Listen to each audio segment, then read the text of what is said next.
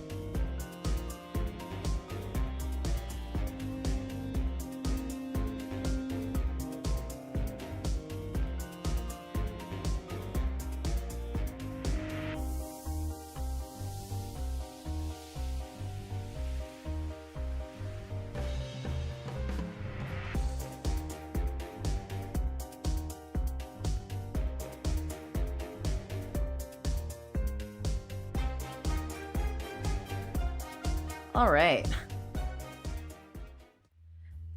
That homeless man put up a fight, but you know what? I always win. Okay. How's everybody doing? I didn't mute myself, did I? No? Okay. House always wins? Of course, of course. You come to my house, it's my rules. And my rules is that if you don't have any money, I'm gonna beat the snot out of you. Don't waste my time in my casino.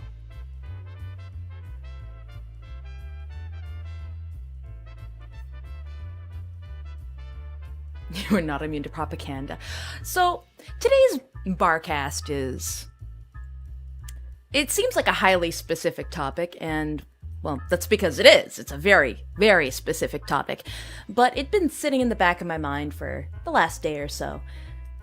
Mostly because of Lord of the Rings, actually. Which, again, you wouldn't imagine typically this topic to pop up because of Lord of the Rings. But as somebody who's been online for many years, I've seen fandom cultures come and go, and different fan bases have strong political leanings in many different directions. And as somebody who's felt also... Oh. Vroom, vroom. Vroom, vroom. As somebody who's felt all sorts of ways about all sorts of different things, I like a wide variety of things. I've got a very varied palette in regards to the media I consume. I quite like the things that were really popular on Tumblr, but I also like a lot of the things that, like your parents or your grandparents would have liked. And that is sometimes in direct conflict with each other in regards to the ideals that they like to push.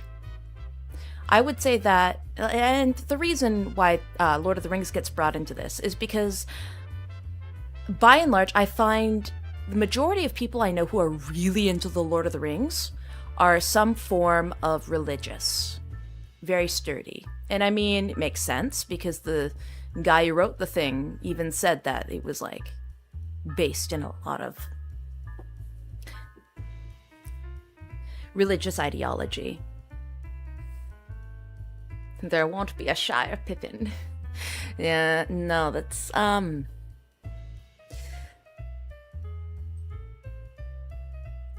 it had me thinking. You know, like,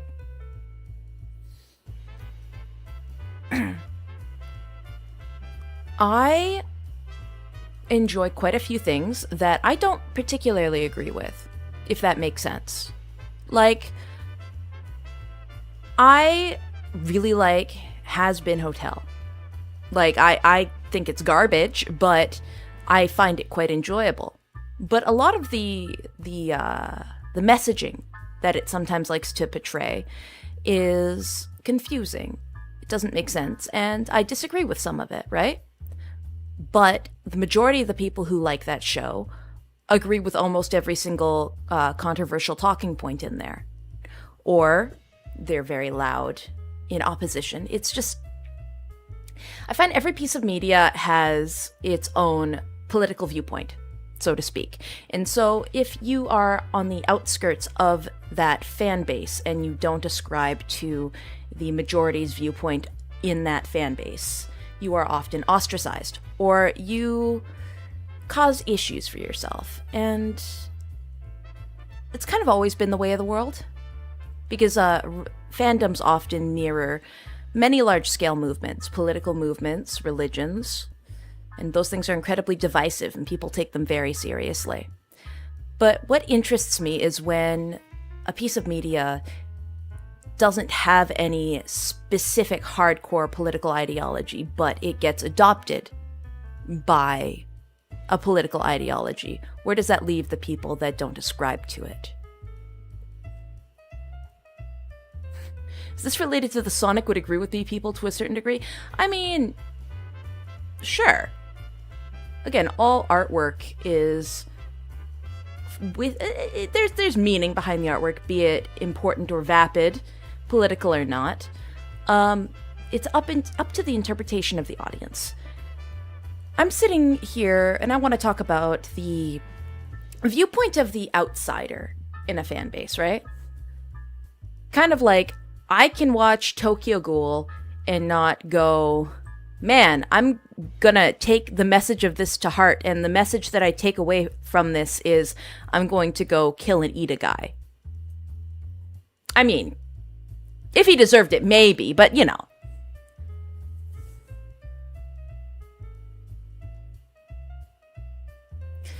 Now, sorry, I'm kind of just warming up. I just woke up and I've got like a big cup of coffee here.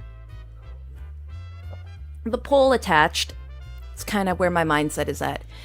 The split is pretty even, but I find more people saying yes than no. The question of the day is, have you ever found yourself influenced to change a social stance because of a piece of media? I'm talking about entertainment media. Speaking of has been, sorry boss, not even you can make me listen to Viv's Slop. Yeah, don't worry, you don't have to. I wouldn't force anyone to. I'm more so thinking... Hold on. I'm just going to end the poll real quick. It shouldn't be a requirement to enjoy a piece of media to agree with every piece of it. You should curate your experience based on your personal tastes. But if you find yourself in a space where you don't necessarily agree with the majority, you shouldn't allow yourself to succumb to peer pressure specifically to fit in. A lot of 2010s anime, so to speak, the fan bases for the 2010s anime space online was very toxic. If you had a varied opinion, if you disagreed with someone, you were often cut out of the community spaces that were often a lot of fun to participate in. And so a lot of times it made more sense for self-preservation reasons to LARP. To LARP that you agreed with every view. To LARP and to just blindly agree, even if you didn't agree. And that kind of reinforces behavior, if that makes sense. And so the more that you agree with viewpoints you don't actually agree with, the more likely you are to actually to redevelop your worldview based on that for the sake of keeping the peace. So that's what I kind of mean by don't let media dictate your viewpoints. Let your viewpoints dictate your media.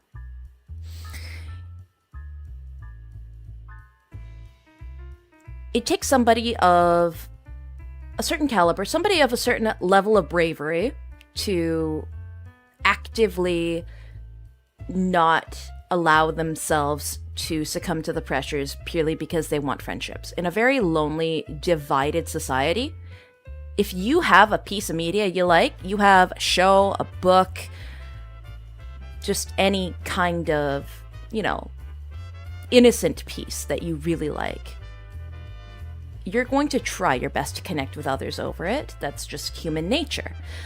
But a lot of times, places are dictated by very certain politics. Again, like Lord of the Rings is a very right-leaning fan base in most spaces. So if you're politically very left-leaning, you might, just for the sake of keeping the peace, ascribe to viewpoints that you might not necessarily believe in, and then succumb to them. And the opposite is also true. Let's say that you're very into... again, Has Been is a great example, because that's one that I personally ascribe to. But you're not super into the messaging. It's a lot more difficult because it is a primarily online-based community, not an offline-based community, to disagree with what a lot of the majority likes to say or think or do. And you'll often be removed from spaces if you don't 100% agree all the time. The Harry Potter situation is kind of funny right now. God, I think Harry Potter's actually...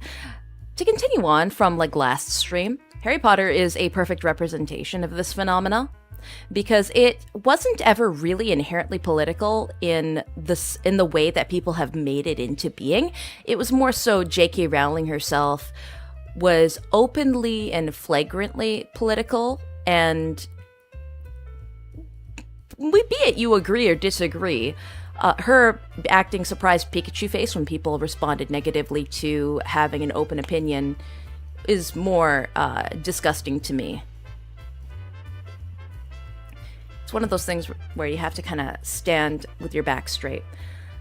That being said, that turned liking Harry Potter into a political statement, even if somebody just didn't ascribe to the politics of the author or did. It's just, if you enjoyed Harry Potter all of a sudden, that meant that you must love everything J.K. Rowling did, right? But by and large, there are a lot of millennials specifically, because only millennials like Harry Potter. Let's be entirely honest. I don't know anybody younger that genuinely does. If you're younger and you like Harry Potter, get better taste. But it was kind of like a mind break for a lot of millennials that grew up with it, because a lot of them felt the opposite of her. And they still really loved the writing, but they couldn't separate the art from the artist. So there was a bit of a schism. There was the people who went, well, because she's politically inclined to be one way, I have to change every viewpoint to suit her. And there was the others going, I have to throw everything I love about everything here into the dumpster because the author has a viewpoint. And neither of those extremes are reasonable, in my humble opinion. I'm no sociologist. I'm no professional in regards to these things. Again, this is a rant cast. This is more what's sitting at the top of my brain at the moment.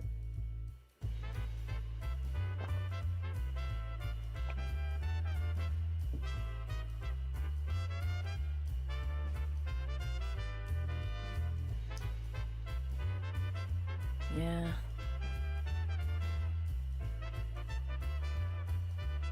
Harry Potter's an isekai. What, you're telling me not everything is black and white?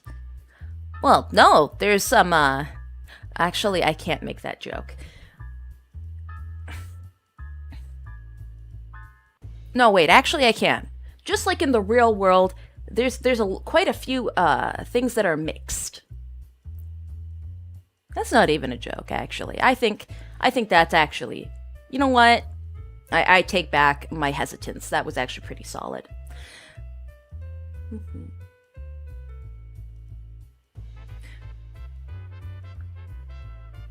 Okay, I'm not talking about representation of historical figures in media. I'm talking about Joker might be a serial killer and a rapist, but he hates Nazis.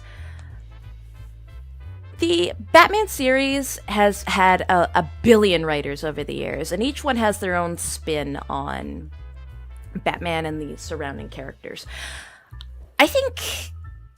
Oh, and that one isn't even like... And because of that, that kind of creates a little bit of confusion amongst the people who really like it, because some people will just kind of... It's hard to like Batman as a whole entity, because there is so many different ways that he's been written over the years, so it's not like a consistent thing that you can, like, expect. And thank you, Pippi, for the 5 gift subs. Harley Quinn sex. Oh my fucking god, I hate Harley Quinn so much. Like, tangent. Nobody has become more obnoxious, preachy, and more of a waste of space than modern Harley Quinn. Harley Quinn was an interesting phenomena in the animated series where she originally debuted, because she was kind of feminine. Well, she was actually pretty feminine. She was clever, and she wasn't damsel in distress. She was actually pretty sturdy. She was unironically a proper feminist icon without, removing what made her feminine. And it never felt like you were being preached at. You kind of just watched her exist, and it was a very sturdy piece of existence. Proud of you for focusing on work.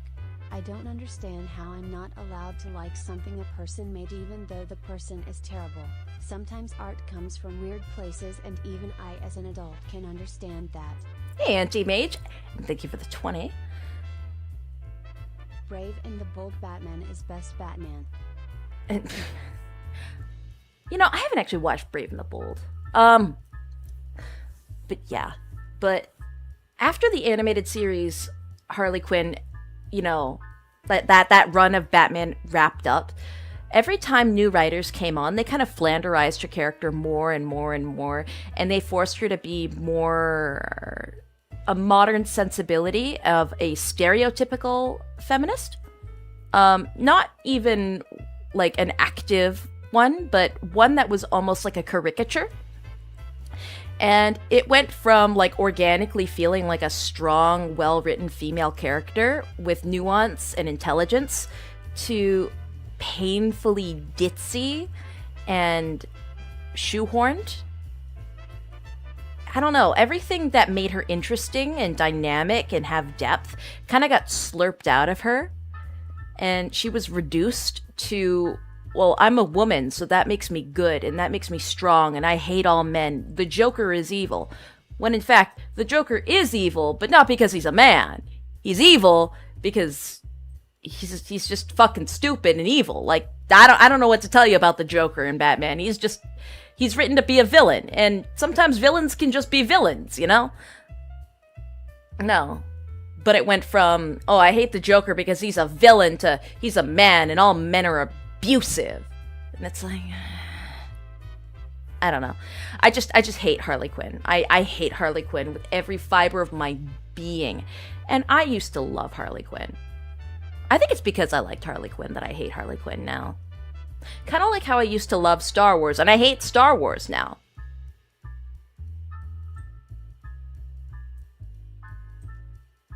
The Joker's stupid. Okay, look, again, it's all an iteration-based thing. When I say stupid, I mean it like lighthearted. They really dropped the ball on Harley with the show and recent comics. Feminism is cancer. I'd say it's not cancer. I'd say that as time goes on, it becomes more misguided. I think that there's absolutely a strong, sturdy place for it in the world. And you know what? You know what place I think needs feminism more than anywhere else in the world?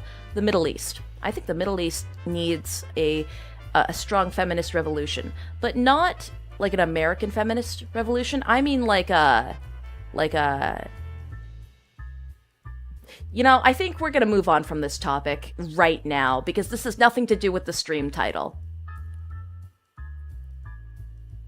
Okay?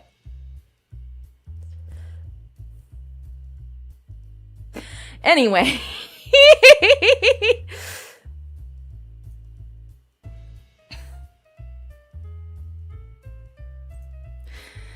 Anyway, letting fandoms dictate your morality. You can enjoy a piece of media without having to change your whole personality around it. I think that if every time you watch a new piece of media and your opinion about the entire world changes every single time, that actually speaks to more of you as a person and your character than the strength and the reasonability of the media. That means that you are easily manipulatable. It means that you will succumb under pressure. And that you have a very hard time actually looking within yourself, and you look for external things to validate you, be it your world point or not. It's okay to agree with pieces of media, and it's okay to change your mind. But if you find yourself frequently, consistently, only like changing. The Star Wars one like is the Star Wars Jedi games. Love Cal Kestis and his goth GF Marin. I don't want to talk about modern Star Wars. I think if we talk about modern Star Wars, this whole stream is just going to turn into me shitting on modern Star Wars. Like, I can get so angry about modern Star Wars, you won't fucking believe. Anyway, hey, Andor was great. Hey, it's okay to have a wrong opinion, but you're only allowed to have one. If you have more than one wrong opinion per stream, you get banned forever.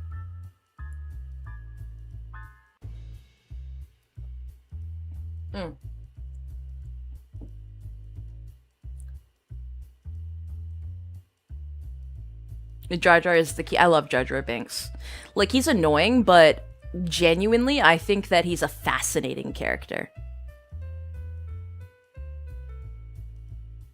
Oh, get the hell out. Andor was great. The political themes. The acting! Oh, the bootlicking and the brown nosing coming from you, Undying. I think you need to be the first person shot today.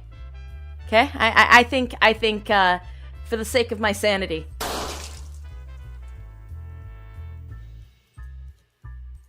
Anyway.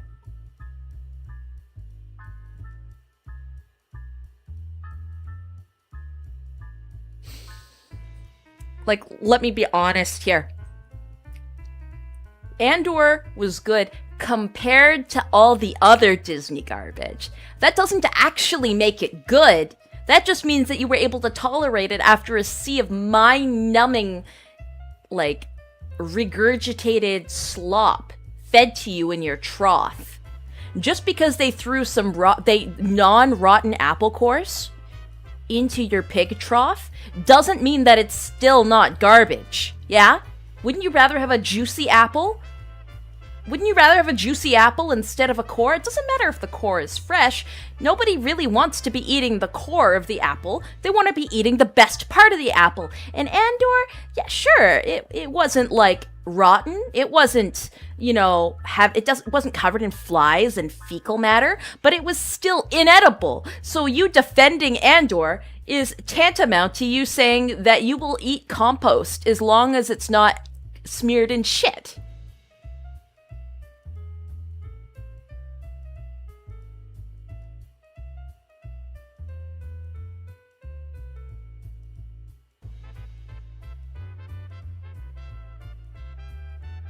Anyway.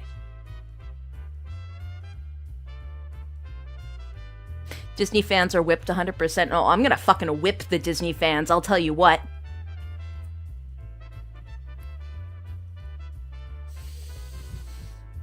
That being said, as much as I dog on Andor, much as I dog on Disney, as much as I dog on Star Wars even, you are still allowed to like it. I can't stop you from liking it. And you know what? You should like it. If you like it, you like it. Kind of like how people will dog on the things I like, shit on the things I like, and have reasonable, responses as to why it's bad. Genuine criticisms that hold water. But I'm still gonna like the thing I like. And that's the beauty of being alive. It's all the result of people who've turned politics into a kind of fashion. Opinions must be curated not according to your beliefs or principles but according to what the group you want to be a part of believes.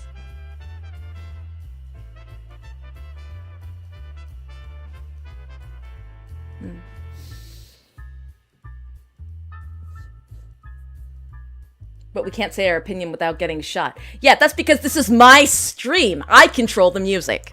I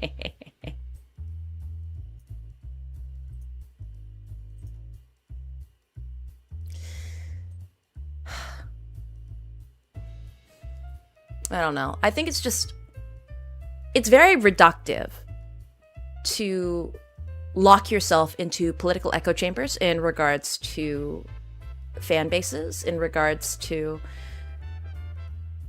specific spaces online. Like, there is genuinely spots that do and should exist for political conversation, even within fan bases. But having entire fan bases be a reflection of morality is a weak position. It's like saying, okay, it's like saying all K-pop Demon Hunter fans are lunatics and religious wingnuts and they need to die. That doesn't hold water at all. That's a very extreme position. That doesn't make sense because a ton of them aren't. So why should everybody be clumped into one thing because they like a specific piece of media? Wait, shit, real? For real? For real? Oh, okay. I'll take a free Blue Sky ban. I let Schizo post on the internet that may or may not be honeypots dictate my morality and political stance just like the social engineers intended. Aw, man. I love social engineers. They create the craziest bridges. Don't you diss K-pop Demon Hunters? That shit was fantastic. I was using it as an example, right? But let's say K-pop Demon Hunter fans all had like a central belief that they focused in on, but you personally didn't ascribe to it, but you really love K-pop Demon Hunters. Let's say you thought the movie was great, you liked the music, but every K-pop Demon Hunter fan thought that sending aid to third world countries was wrong. And they were talking about it all the time and they enforced it in the community. And the only way for you to properly engage with the community is to once in a while be faced with that conversation. But you happen to be somebody who likes sending aid to third world countries. What do? Do you risk losing the friends that you're trying to build in that community, the K-pop Demon Hunter community, because you want to build a well in a third world country? Or do you, for the sake of peace of mind and for your own happiness, go, yeah, fuck them third world kids, to hell with them, right? Instances like that are pervasive amongst every single base. And I think the more that we humor that kind of behavior, the worse it gets. Now, this kind of like baseline instinct has existed as long as humanity has. Everybody wants to fit in and nobody wants to cause conflict unless they're incredibly based. But generally people just want to get along. I find that online conversation, though, has taken that instinct and has kind of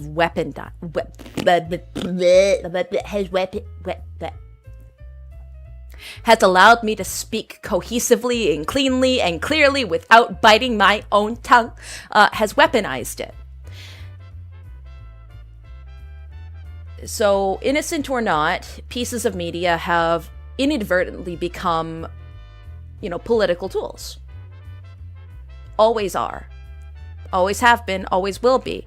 And every year, as people lose the ability to separate art from the artist, fact from fiction, reality from non-reality, it just gets worse.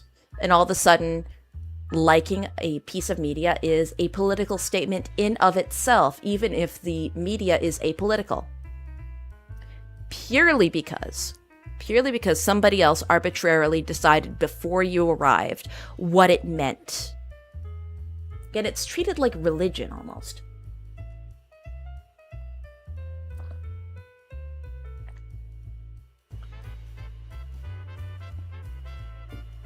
Most of the time, if content has a weirdo fandom, it means the content is appealing to weirdos. Oh yeah, no, I won't, lie. If a majority of people in a space like a piece of content, it's probably catered to that kind of person. But that is never the hard, fast rule. And if you find yourself in that space, you shouldn't feel obligated to kind of allow yourself to be a person that you're not, right? If you think everybody around you is a weirdo and you don't agree with their ideals or opinions, you shouldn't have to feel forced to ascribe to them purely because you want to make friends. That is a vicious snake-eating tail cycle. No matter where you sit socially, politically, if you do it, everyone else like you will also do it, and all of a sudden, you're all trapped in a nebulous space where you both want to be and you hate being in, or you evolve into someone entirely different that wouldn't have existed beforehand.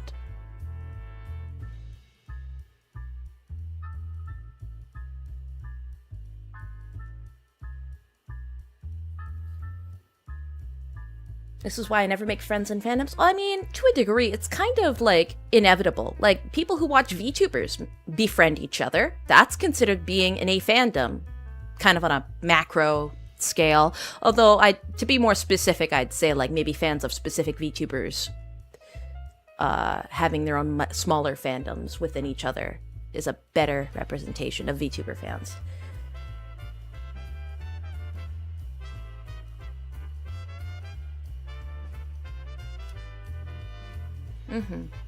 But I don't doubt that there are quite a few toons watching right now that disagree with a lot of things I say. In fact, I have come across quite a bit of pushback for some of the things that I've said historically. I'm still going to put forth what I'm saying and what I'm doing, but I'm also, hoping that if anybody changes their mind based on something that I've said, it's not because they have succumbed to a social pressure to do so, but because they genuinely, had a moment where they have reassessed their beliefs and they have decided they agree with what I say. Not because they're afraid they're going to lose their friends.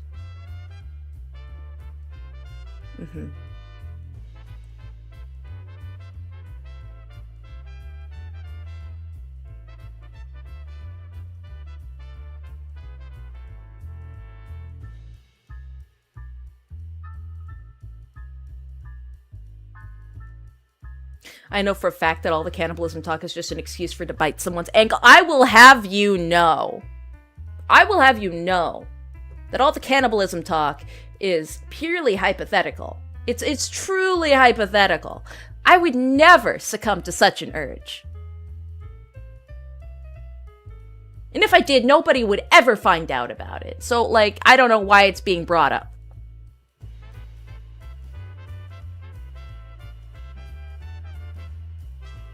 Define pushback. Is it merely a fearful ideological screech or a thoughtful response to something you didn't fully think through? Oh, I've had all sorts. When I say pushback, I mean negative response in an open format. I've had some people that just absolutely have screeched. I've had people that have gone behind my back and spoken to management. I've had people that have I've had people that have just dropped a common comment. And then I've also had people that have put down long paragraphs dissecting things that I have said and going into detail as to why I'm wrong about a specific thing. And you know what? All of those things are to be expected in a space like this, and all of them are actually genuinely quite acceptable.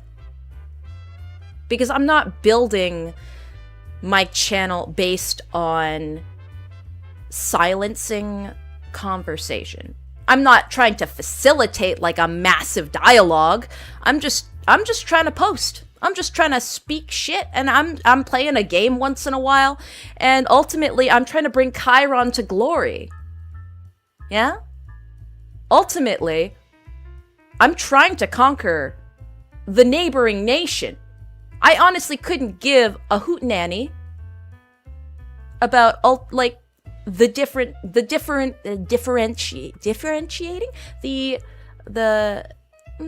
there's a word I'm looking for the difference in opinion. There's a different word I was looking for, but I can't conjure it at the moment. I'm just trying to run my casino. I'm trying to get people addicted to drugs. Like, I do have priorities. You're like Kirsha with knife ears to me. I agree with the lion's share of what you say, but every once in a while you say something that reminds me that you are a woman.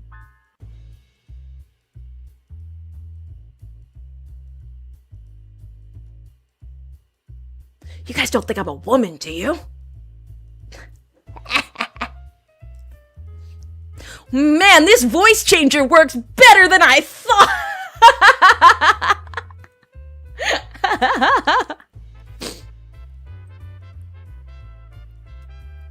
That's crazy.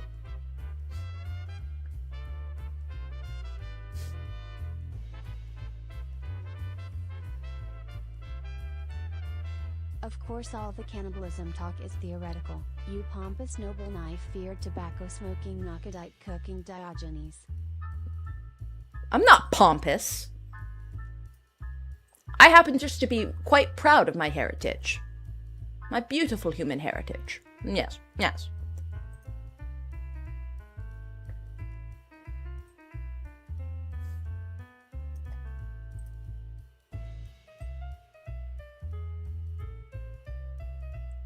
I just had the heartiest laugh in like 3 years. Who said that you were allowed to have fun on my goddamn stream? Where are my enforcers? Somebody's laughing too hard. We need to shut this down now. Knife-eared humans are not gonna lie. Oh, absolutely! I would never be a filthy, disgusting yilf. I just have a condition, okay? I just have a condition. I enjoy watching VTubers, but all the VTubers I watch are incredibly based, so I need to avoid outing myself as soy and cringe. You know what? If you're soy and cringe, that's A-okay. I'm proud of my human heritage, she says, ears flopping. Shut the fuck up, Surge. I'm gonna kill you. I'm gonna kill you in a way that matters. They're never gonna find your body. You're gonna be an evaporated little husk once I'm done with you. You're gonna be like one of those dried prunes, you know? Like those one, not like a pruny skin, but like the actual plum that's like dehydrated entirely. That's gonna be you. And then I'm gonna feed you. I'm gonna feed you to a horse. I'm gonna feed you to a horse. I'm going to feed you to my prized stallion. It'll shit you out. And then I'm going to run a horse race based on the energy that your pathetic body provided my horse. And I'm going to win. We were talking about something. What were we talking about?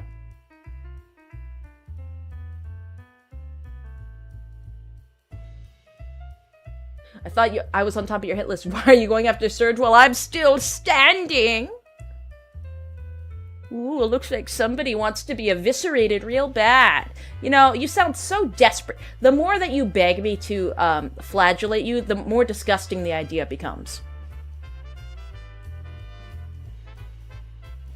the ethics of eating people you don't like. You see, it's not about being ethical in that case. It's about sending a message. You see, if you don't like somebody, I think it's totally within reason to pull off all their limbs and barbecue them. Katya smoking that heavy copium sable. Love ya, boss. I'm not smoking any copium. This pipe is 100% purely herbal. Horses now? Calm down, Mori Calliope. Oh, that's vile. That's vile. Do I talk about that reference? A lot of people here probably... I'm sure old hats in the community know the reference.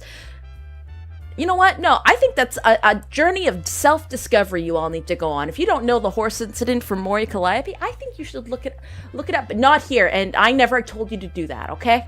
It's kind of like how I'll never tell anybody to look up 2 Girls, 1 Cup, or Google images of blue waffle, or visit lemonparty.org. Never do any of those things.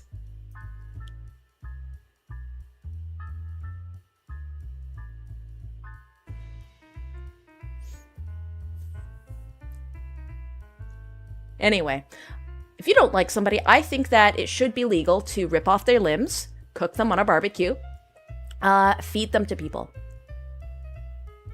I think that's an excellent way to decrease the surplus heathen population of Nakota. I think once we finish our invasion, we should take those who have not gone through the ropes to become proper Chironite citizens, and we should publicly flagellate them. We should burn them.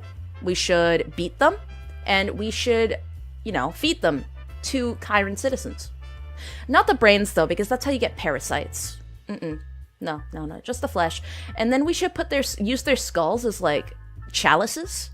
I saw that once in a human history book. That is the tightest shit I've ever seen. I will say, very gothic, very metal. I think we should make Nakota skull goblets.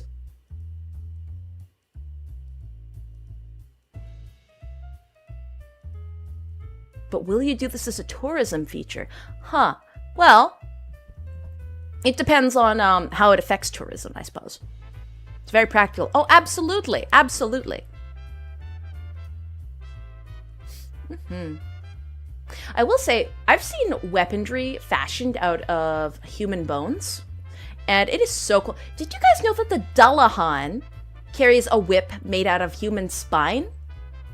Like, the Dullahan is like it's a mythical creature that can pop its head off, and it kind of acts like a Grim Reaper for Celtic mythology. But it often drives a carriage made of stretched human flesh and bone, and it has a whip made out of a human spine. Like, isn't that the most metal shit ever? Like, that is so cool. Oh, but also, did you know that the Dullahan is allergic to gold in the same way that vampires are allergic to silver? So if you want to kill a Dullahan, you just pump it full of pure gold. You just stab it with a golden knife.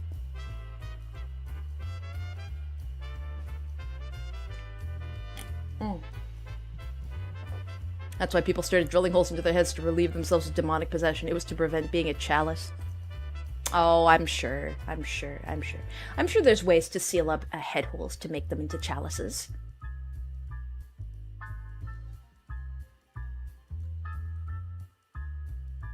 Most expensive Tommy gun ammo in existence. Honestly, at that point, that's a flex.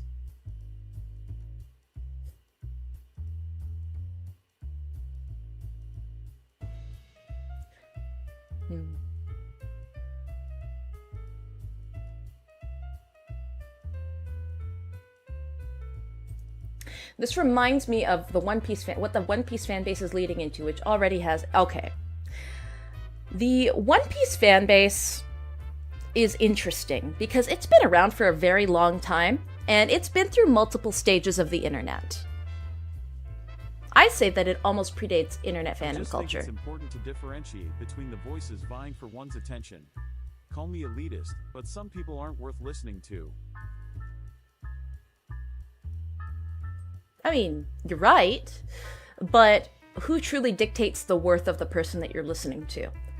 I'd say that the people most worth listening to are the ones that have a direct effect on your day-to-day life. It outlasted Chris Chan. Man, do we really want to talk about Chris Chan? I would say that Chris Chan is actually a perfect example of somebody who's kind of succumbed to letting fandoms dictate his morality.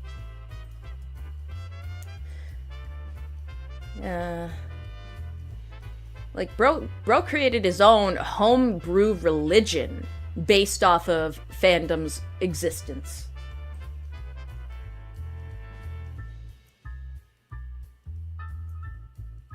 Christian ascends to our Garth. We don't talk about that here.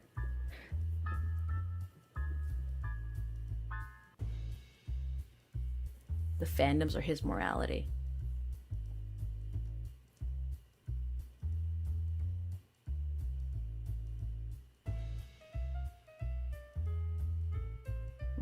Now,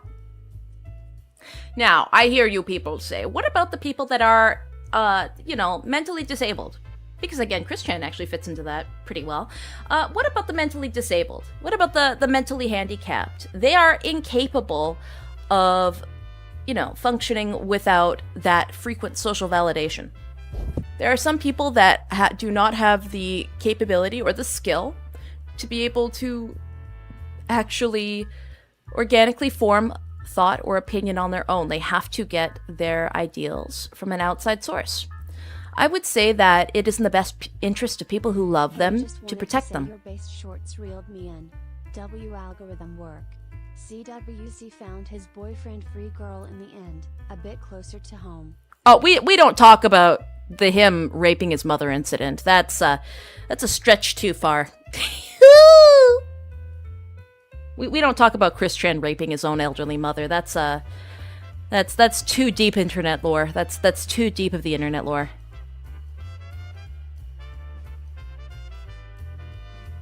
NPCs. I'd say that, no, it's a bit reductive to call people with reduced mental capacity NPCs. As funny as it is, I think that no person should actually hold that title. At the end of the day, even if they behave in a way that, feels less integrated with the rest of reality, if they feel like they're repetitive and they're happy with a humdrum life, they still can see out of their own eyes. They still smell like you. They still taste quite like you. They hear like you. They breathe the same air. And they still go through thought processes and they make active decisions every day in their life. And they have decided that that is the way they are most comfortable and happy. Everybody is their own main character, even if they are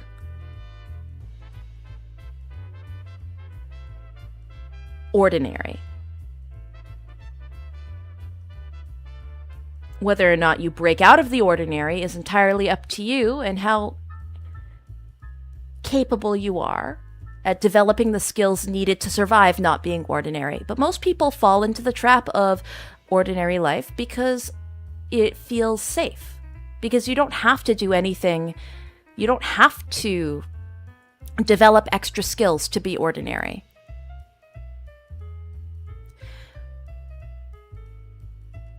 I don't think I could ever fault somebody for trying to live that way. Even if I don't personally ascribe to trying to be that way myself.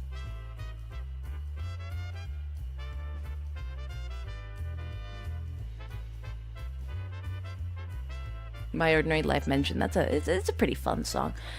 Man, speaking of My Ordinary Life, The Living Tombstone, musicians? Like, I feel like if they used to be bronies, they have a very specific style. I mentioned this on Twitter earlier, but sorry, side note. On Twitter earlier, I pointed out, some musicians and some artists, some animators, you can really tell when they watched My Little Pony, and that was like their big fandom, because they've got a very specific style of music that they write, and very specific style of artwork that they create, and animation motion that they animate. Some people do not reach the level of NPC. They're like fodder enemies with rudimentary pathing and aggression set to max. Pensive face emoji. That's a wild read if I've ever heard one. I lost my train of thought.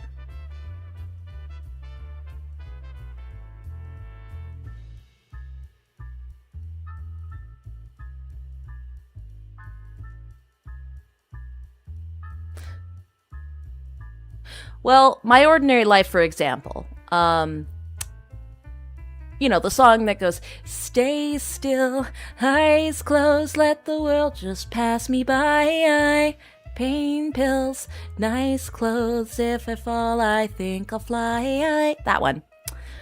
That one I'm like 100% sure was written by a brony. I can't prove it. I'm pretty sure The Living Tombstone. Yeah, The Living Tombstone, they did Discord, didn't they? And Discord is like the famous brony song. They all fucking sound like that. And I can't, like, say it's bad, but, like, it's just so specific and clockable. 50% of brony artists egg cracked. Anyway. Sounds like Disney music. Nah, it doesn't even sound like Disney music. Like, there's something very specific and rhythmic. It's the rhythm. It's the rhythm and instrument choice. Rhythm, instrument choice, and maybe song length even. But thematically, it's always like almost some like deep theme tied with a cartoon. Like, I've been... Like, those bronies are, like, goddamn crazy, I will say.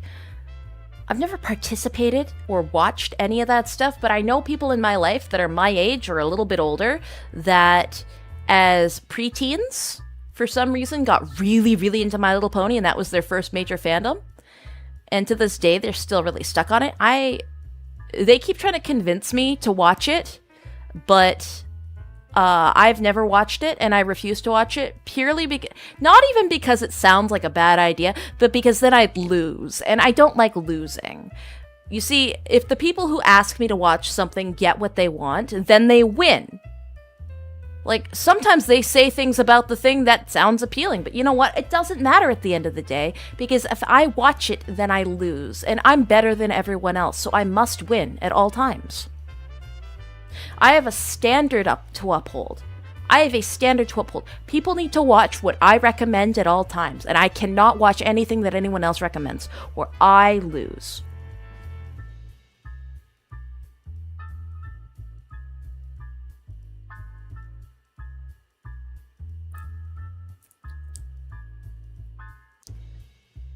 Anyway.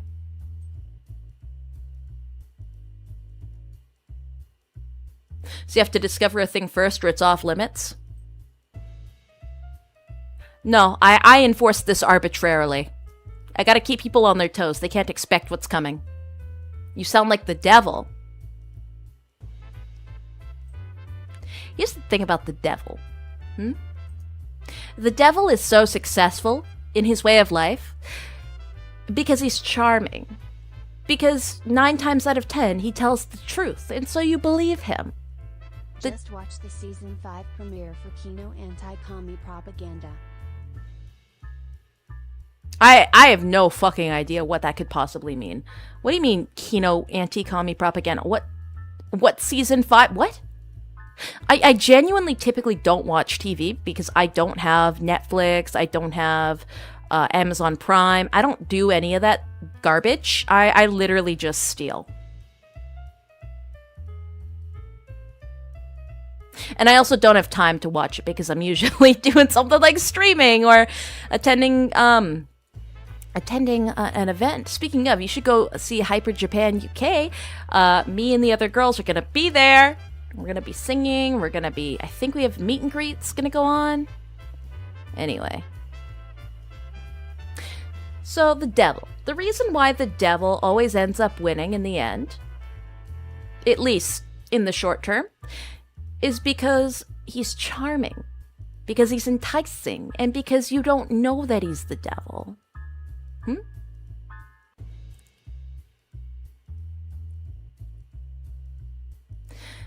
Like, let's be honest, if somebody came up to you straight up, and they were incredibly antagonistic, and they were against everything you stood for, they reviled you, and everybody disagreed with them, you probably wouldn't bend the knee at all. You'd probably protect yourself.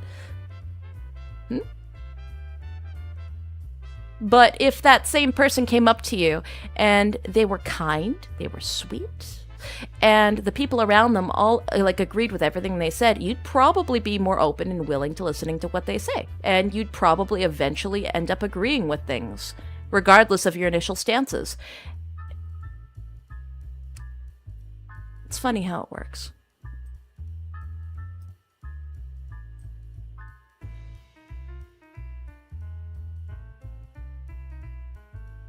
Like how Frodo put it, look fairer and feel fouler.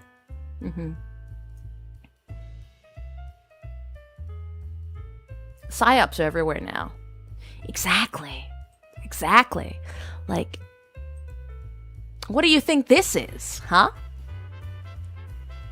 Is this not a beautifully elaborate, a propaganda piece in its own right?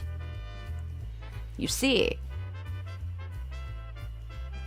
one day you will all follow me into battle. We shall slaughter the disgusting heathen, the savage across the borders, the disgusting Dakotan. Yes.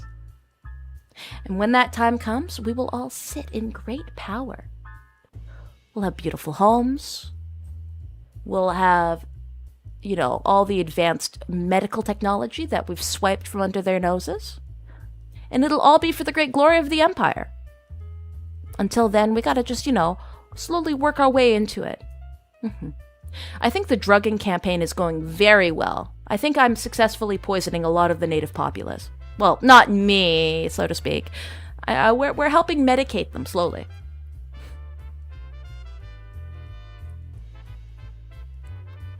Hello, Tidarius.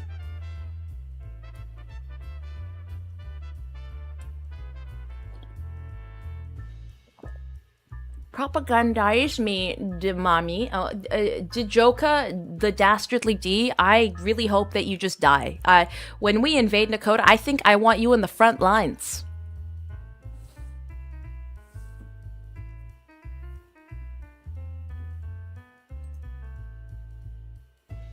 Order through powder, that's crazy work.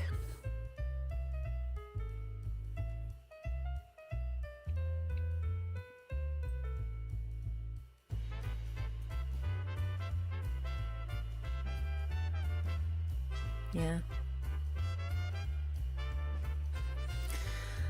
Let me just stretch real quick.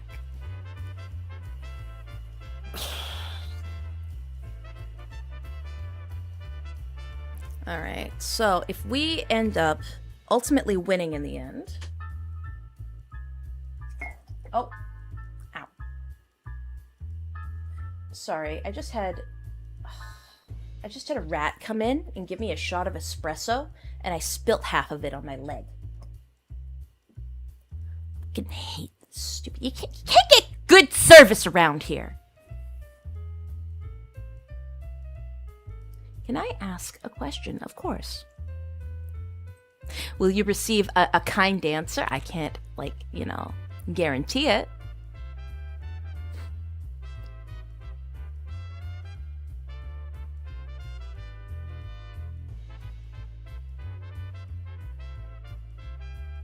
Dude, don't wait espresso like that. I'm not wasting it!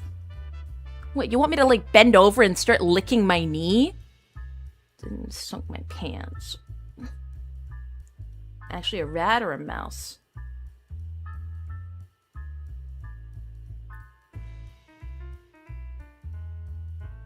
Alright. Enough of this waffling. What job do you work in? Well, I'm in, I own a casino. I own a casino and I do intelligence for the Empire. I thought this was quite evident.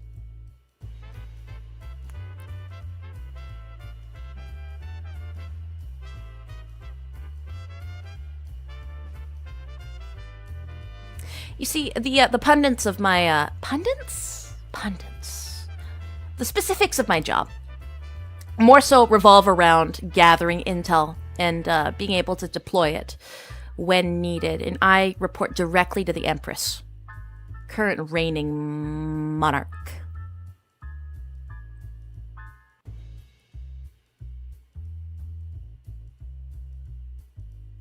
First time catching a stream, it's always nice to meet such a proper eccentric. Well, Jay Smart, it's quite lovely to see you saunter into the casino's bar. Just a friendly little rant today.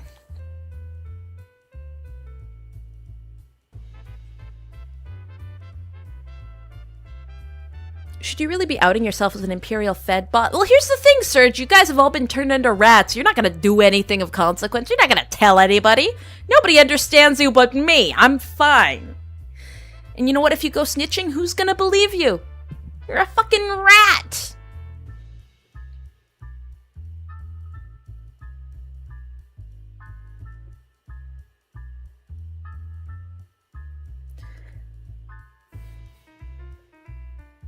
Is there Senate or all Empress? Oh no, there is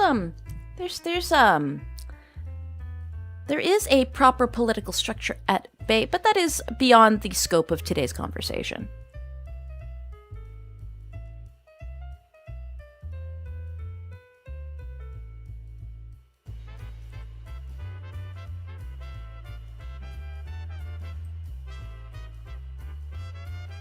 As if any bar, casino, or brothel wasn't an intelligence hub. Exactly, John Doe gets it. The Senate will dictate your fate. You see, I am the Senate.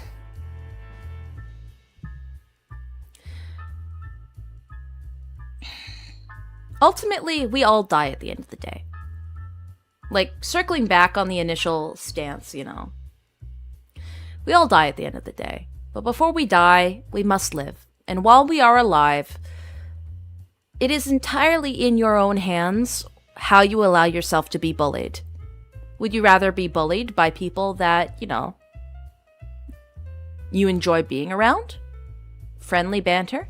Or would you rather place yourself in a hostile environment where you either have to have your beliefs changed via bullying? Yes, red emoji. Or be bullied for what is beyond your control, right? Like, you are the master of your own destiny to a degree, even if you are in a space that is entirely hopeless. You make decisions every single day, be it to either keep the peace or to change your own position. And some changes, you know, happen slowly over time, but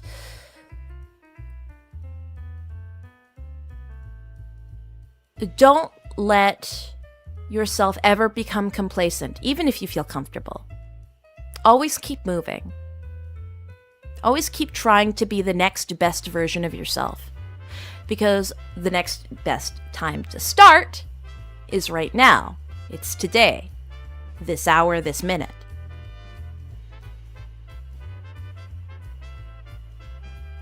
Master of your own masochism. Well, hey, come on now.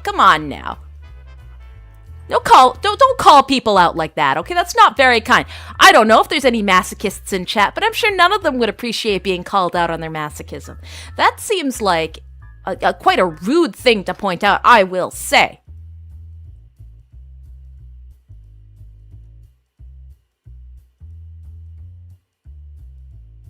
Content but not complacent, ambitious but not ungrateful. Exactly. I find a lot of people grow an ego over time. Sometimes they're born with it, sometimes it evolves naturally, but it's both a fascinating and depressing phenomenon to witness in real time. I don't know if it can be combated in some people. Sometimes it's just inherently their nature to be able to develop that way, and sometimes people never develop an ego at all. I hate Philip DeFranco. I don't like Philip DeFranco. He's not my favorite flesh YouTuber. But he has a saying, stay humble, hustle hard.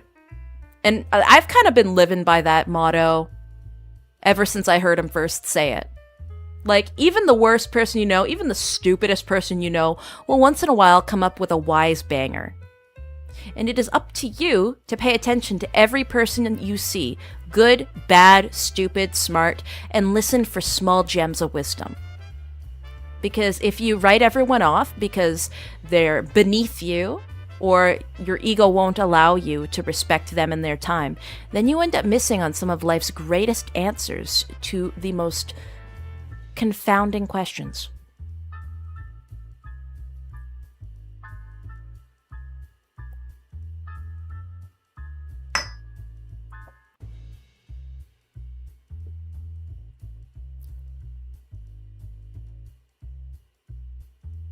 I think it's not well phrased. If you don't have an ego, you don't have a sense of self. Everyone is an ego. The people you're talking about, they have bad toxic ego.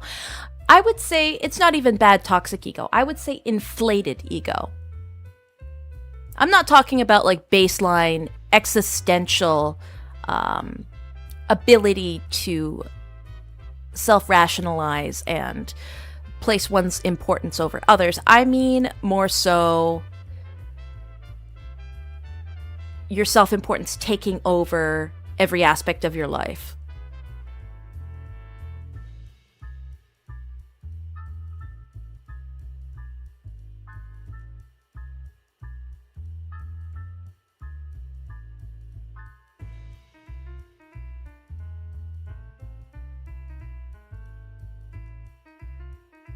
Even if your circumstances are bad and you can't, okay.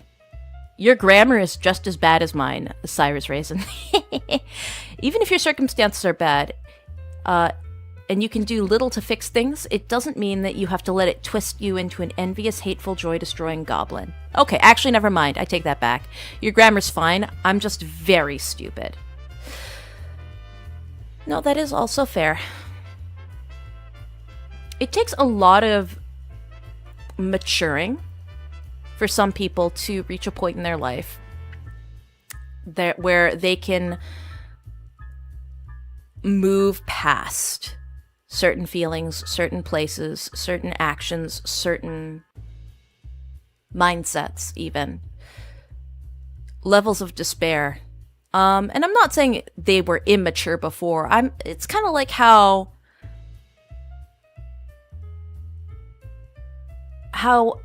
a grape can mature from a immature grape to a mature grape, and then it ages further after processing into a wine. That doesn't mean that it wasn't a mature grape before. It just means that it now is an evolved, further matured version that has turned into a drink. Wise people can always mature past themselves.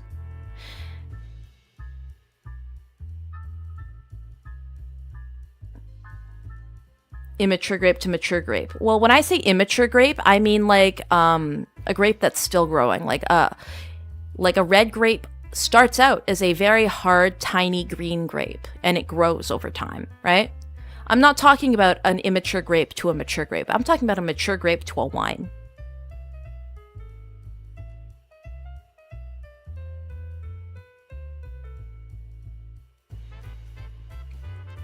Grapes mature into raisins, though? Yeah, well, it's difference in processes, right?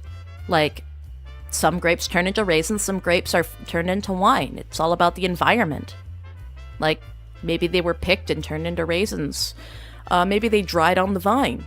Or maybe they were picked and crushed and, strained and turned into wine by people who worked at the vineyard.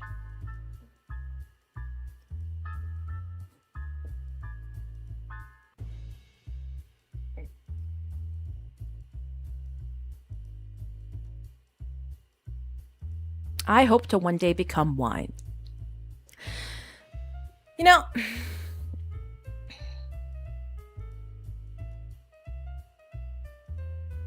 Fine line between confidence and arrogance. Confidence is being an awareness of your capabilities and how you can grow. Meanwhile, arrogance is the idea you don't need to reflect on yourself. I feel like those two things aren't mutually exclusive. You could be confident and arrogant. Or you can have confidence without arrogance. And you can have arrogance without confidence. I'd say that it's more like a Venn diagram, where they kind of overlap in different spots. And if you're confident and arrogant, you're an insufferable person. Like, that's the end of it. If you are confident without being arrogant, then I'm not sure how I would describe somebody who's confident without arrogance.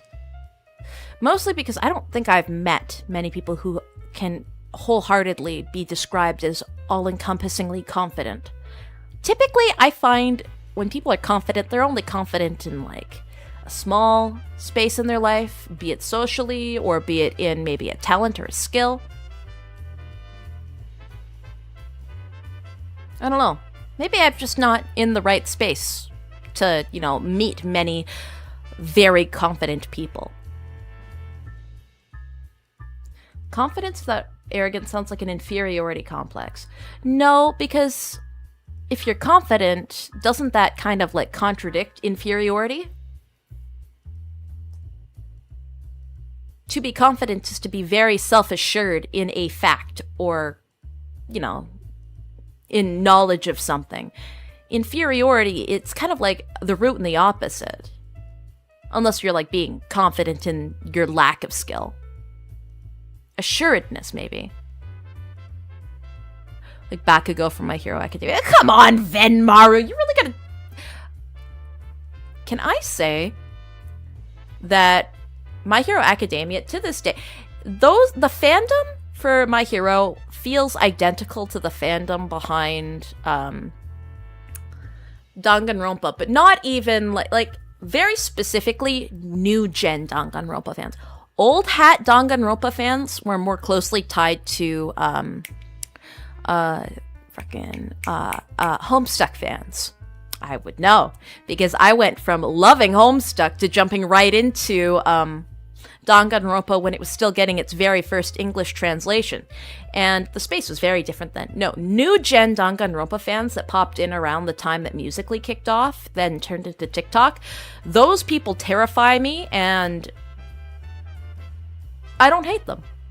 I think they're cringe but free, actually. I think they're kind of like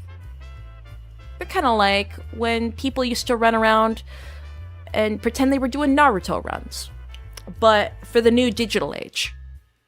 I just wish they would stop talking.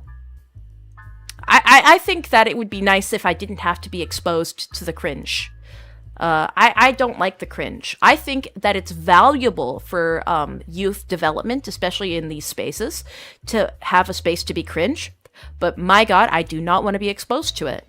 I wish there was a button on all social media where I could hide anybody under 16 years old. Just push a button, they vanish. And under 18, highly restricted. I think that it's actually an act of war.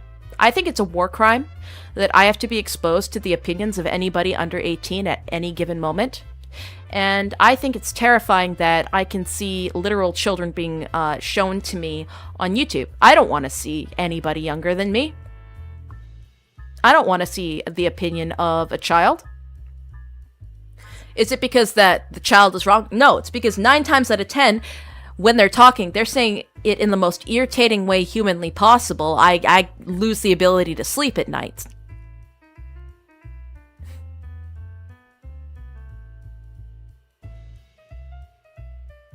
Children should not have internet. Children should have restricted access to things the same way that they have restricted access to drugs and alcohol. It affects their brains the exact same way.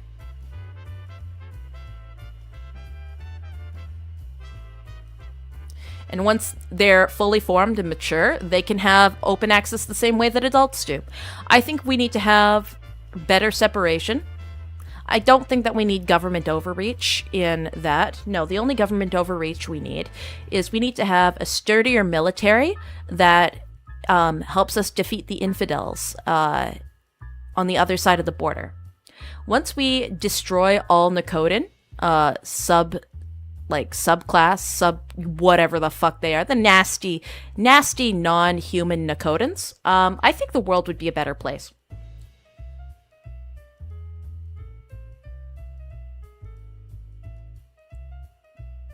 Unrestricted pornography ruined generations. You see, I think that has weight. I think that has merit. Unrestricted pornography and the pushing of very specific kinds of pornography. Do you guys ever notice when you go to those adult websites, web pages, it's all incest? Quite genuinely. It is the strangest thing because I doubt that many people are so into incest that it's on every front page everywhere. Like, I do not think that is the world's most popular fetish. I genuinely do think that it's being artificially inflated and pushed in front of people to try and develop this kind of proclivity amongst youth.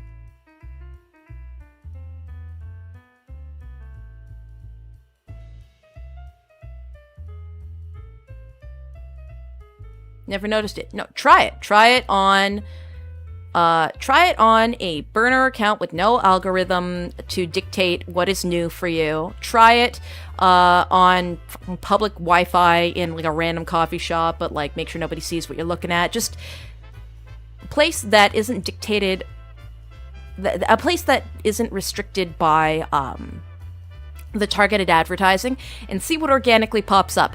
That'll tell you exactly what whoever is in charge wants you to see.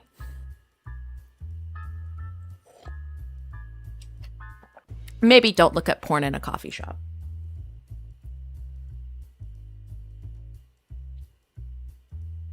Cast a Starbucks menu TV. No, that's how you get kicked out. No. I think that access to pornography when you're younger is not as damaging in the way that it used to be. Let me reverse my words. I think I said it wrong. No, I mean like back when it was like you have to buy a magazine and that's how you access pornography. Like having it highly restricted and special, you know, was a healthier way of consuming it. You still learned about how things worked, so to speak, but it wasn't being pumped into you at all times.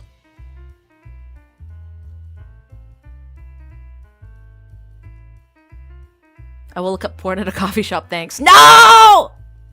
No, I think the overindulgence is the most damaging part of it.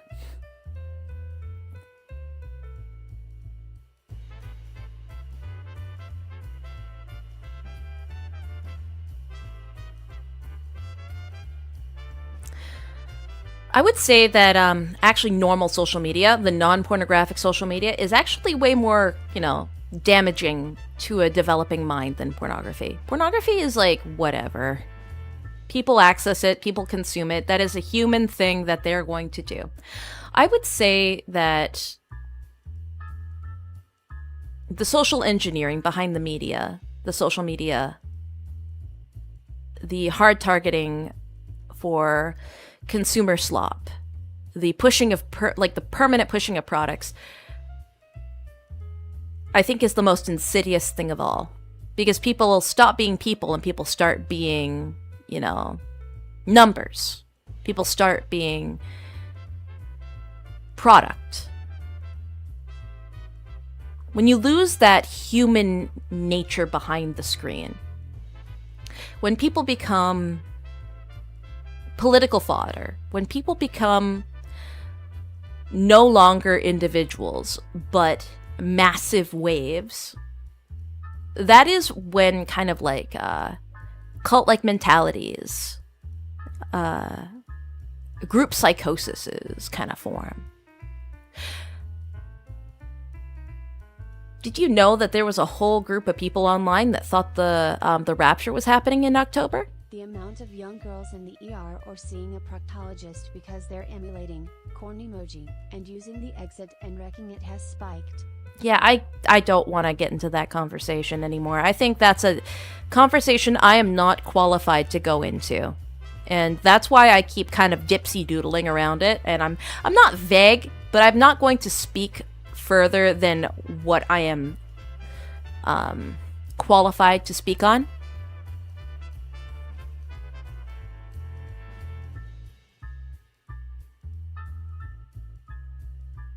Hasn't the rapture happened a dozen times by now? Oh, all through human history, people have thought the raptures happened. But very recently, there was a new rapture movement that happened in October. And it was entirely generated by social media hype. And people sold their houses, they gave up their kids for adoption. I just noticed your cute little mole. Poke.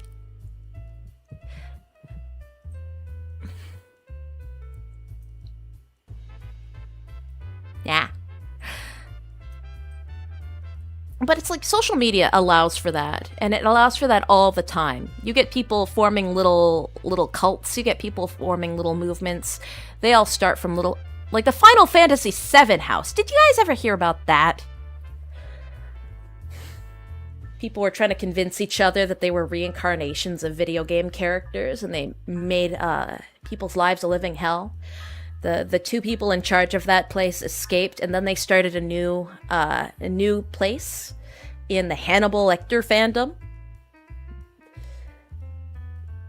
Just crazy people, and people who have the tendency to fall for scams have always existed, but giving those people the ability to access each other via the internet, or being able to kind of train people into being more susceptible,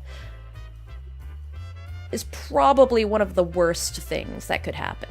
I'd say the worst thing for a child is to be put in a space where they are constantly being trained on ways they can become easily manipulatable. A self-confident child who is very sturdy and has a good support system is less likely to fall to a criminal.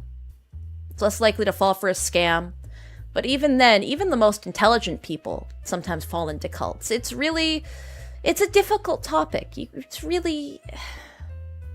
And you know what? Fandoms are a great training ground for a lot of these people, I will say. A lot of predators like to get into fan bases that are meant for children. For like things like My Little Pony. Things like that are Disney based. Older people like these things, but a lot of predators also may or may not like these things, but they see that it's widely, adored by children. That's why Minecraft had such a very difficult time in the last few years, because all of the kids that were growing up watching Minecraft realized, that popular YouTuber or streamer that I had been interacting a lot with while growing up was actually grooming me, was actually training me to be susceptible to their bad behavior. It's the way of the world, but times 1,000, because we have unrestricted speed and access now.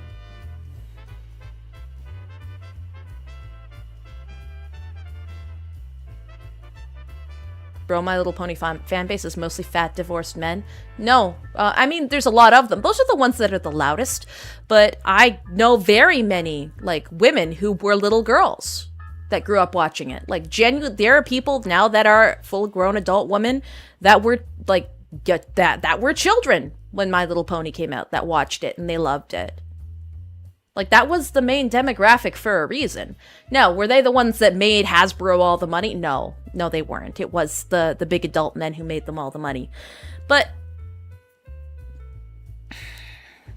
it's a sad state of affairs. A lot of the My Little Pony bronies are in there for the love of the game, not nefarious reason. Oh, of course. I'm not saying every man who likes My Little Pony is a predator. That's not it in the slightest. I'm just saying that it's easier for a predator to hide in the sea of children's media. And that is hardly a hot take.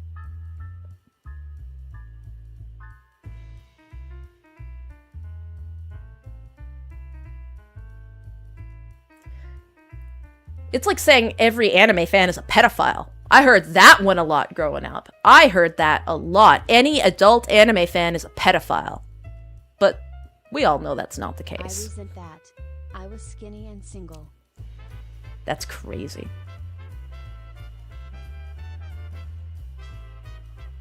The percentage of predators have never changed throughout history. No, but the percentage of predators that now have access to people that they couldn't before has changed. The amount of people that are, per capita,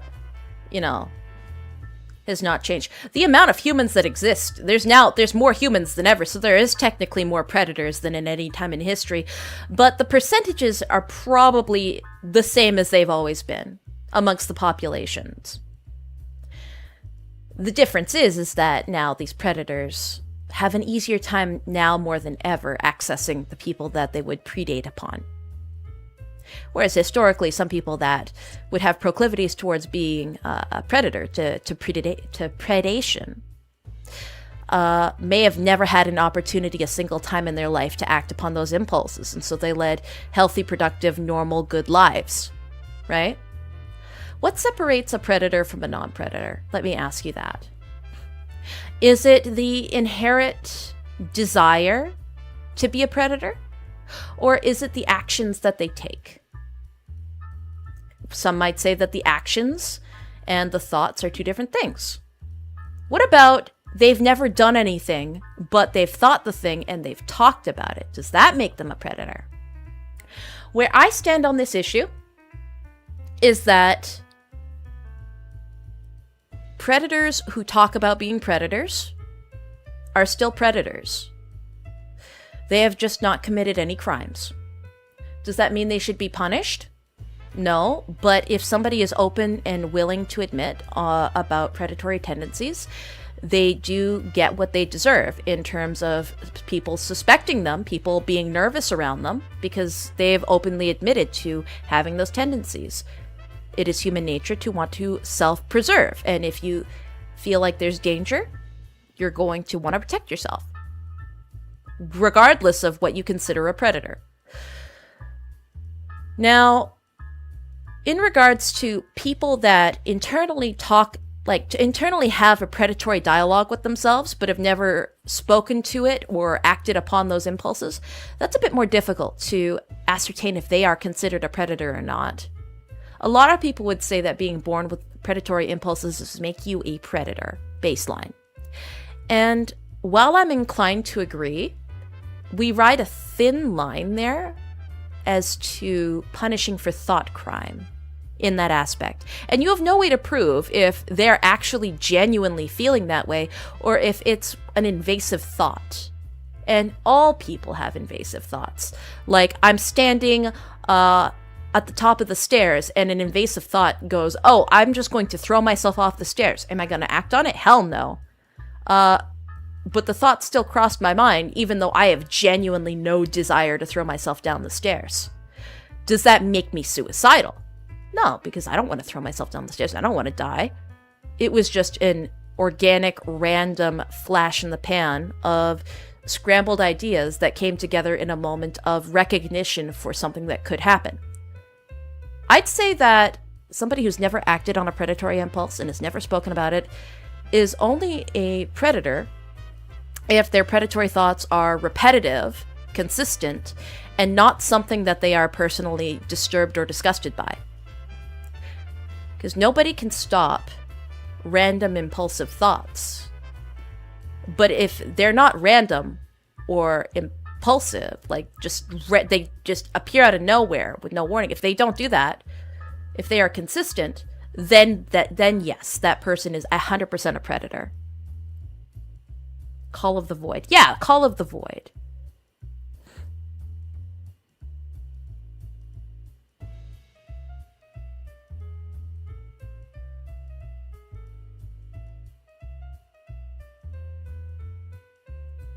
And that's the frustrating part of free speech. We have to filter context and humor and pattern recognition.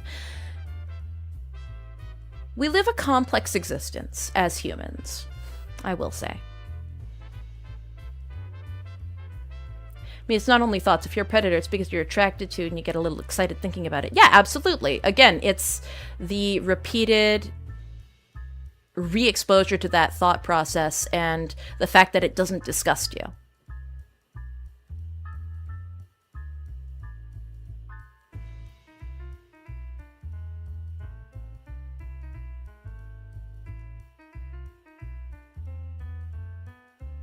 Yeah. So, what does this line of thought lead me down? Well, if you are openly admitting that you have predatory tendencies, even if you've never offended, you deserve strict, harsh punishment as if you had offended. Because you have allowed potentially spontaneous thoughts to take over your mind and manifest into reality even with a non-offense, but in a format where you are seeking either validation or understanding. If you see yourself having predatory thoughts and what you're doing is you're seeking professional help, that is admirable, but that doesn't remove the fact that you still are baseline a human predator. It just means that you're a self-aware one that wants to function within the confines of society. And you know what?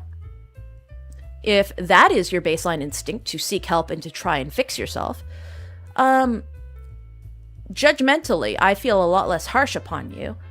That said, again, I can't prove, and nobody really can, except for the person inherently who has predatory tendencies, if they're being genuine or if they're being deflective or if they're being deceptive.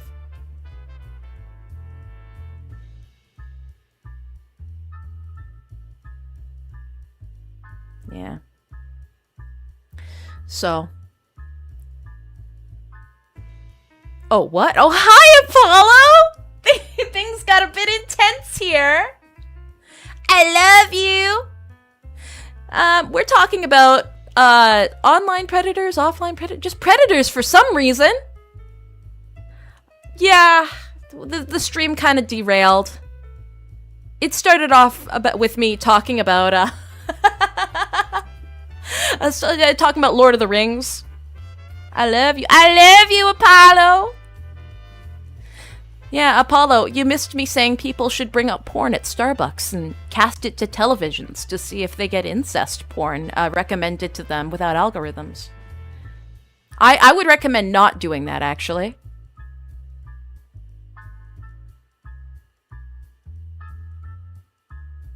My golly.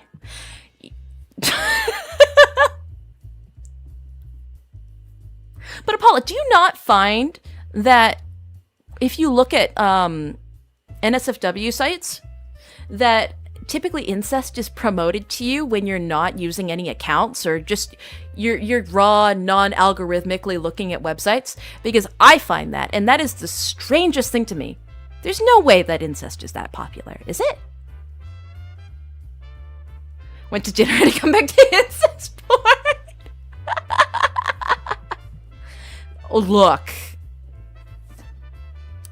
Look, we only talk about the most highbrow conversational topics here.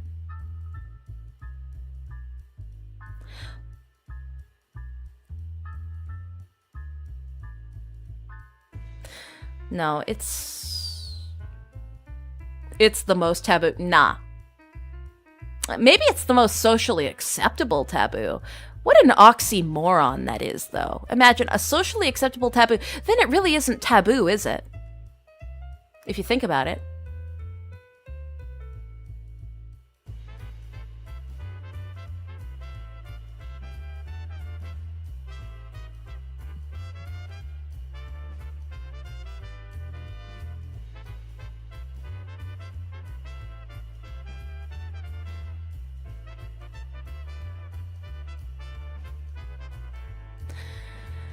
Yeah.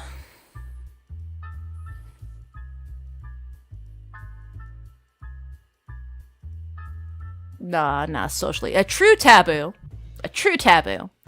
would be something morally reprehensible that makes a lot of people's stomachs turn, so to speak. A typical normal person, like ripping off somebody's limbs, limb loss, healed without, just stumps. A lot of people, that makes their stomach turn. The idea of that is it freaks people out, right? That, I feel like, is more of a taboo.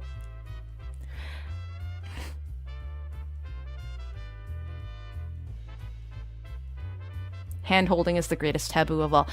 What's it like to hold hands, fellas? What's it like to hold hands?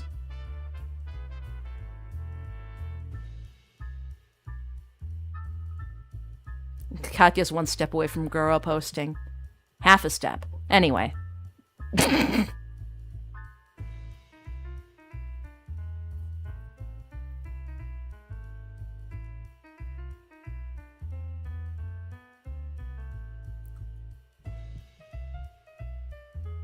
What if incest is the only way to ensure the fluffy tail genetics are hereditary? What do you mean fluffy tail genetics? Huh? Talking about Elon's cat girls? Hand-holding with KATYA SABLE, no protection. Excuse you. I go nowhere without my gloves. Nobody ever touches my hands raw. You disgusting troglodytes. You filthy creatures. You sicken me. Like, what's wrong with you? Nobody gets to touch my bare skin. Nasty, nasty, nasty, nasty, nasty, nasty. If you come even close to me, I'm washing my hands. I'm bleaching myself. Anti-pregnancy gloves. You come close to me, I'm gonna poke you and you're gonna become impotent. I have the magic touch of flaccidness. I love that little shark. I miss her. I hope she's doing well these days.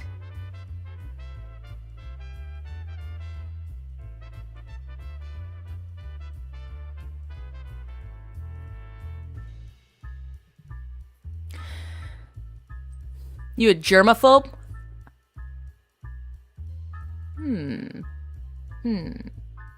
No, but you know what I hate? You know what I hate? I hate housing. I hate housing for the homeless. I think the homeless should never be allowed to own a home. I think all homeless people should be fed into an industrial meat grinder. You see, I am a homophobe. I'm not a germaphobe. I'm anti-homeless. I'm a homophobe.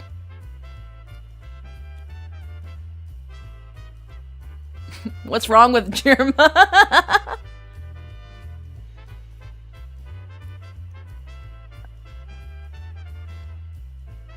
That's crazy clips. Apollo, I love you. I love you. Give me a smooch, Apollo. Get over here.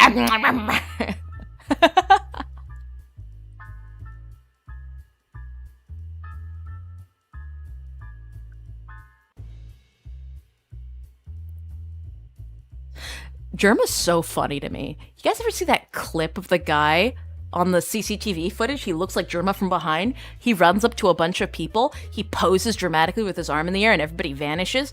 That shit's so funny to me. Everything Germa does. He feels like he follows all the principles of animation when he talks.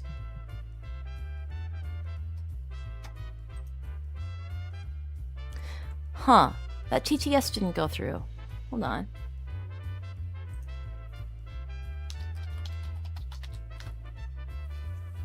You're wearing fake lips? Oh, no, it's okay. You see, Apollo isn't a girl. She's a woman, okay? That's different. She's not female. She's a woman. Sound like Aiden Paladin just a bit. Aiden Paladin. Is that the P&G tuber? I feel like I recognize that name. I'm a goddess. Yeah! So it's okay if I kiss Apollo. Just a little peck on the cheek.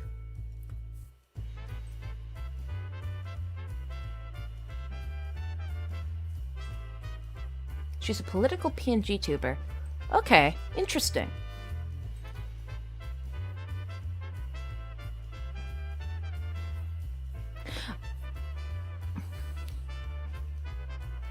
KATYA funded the anti-homeless benches in Pokemon. Interesting. Okay, so I've pulled up the TTS that didn't go through. I think it didn't go through because it had the word porn in it. Okay, so it says porn runs on tropes. People want to see things they've seen before. Are you familiar with Balliard simulacra and simulation? Porn is now less porn of sex and more porn of other porn. People watch porn more often than they fuck. You know, that's a lot of saying. That's probably why the TTS didn't go through. Sorry about that. I mean, yeah, no, I guess that's an interesting kind of topic to broach.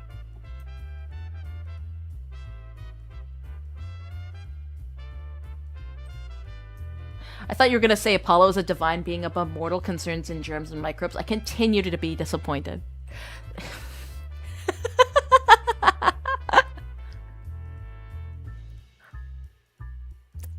I got no response there. You clean swept me there.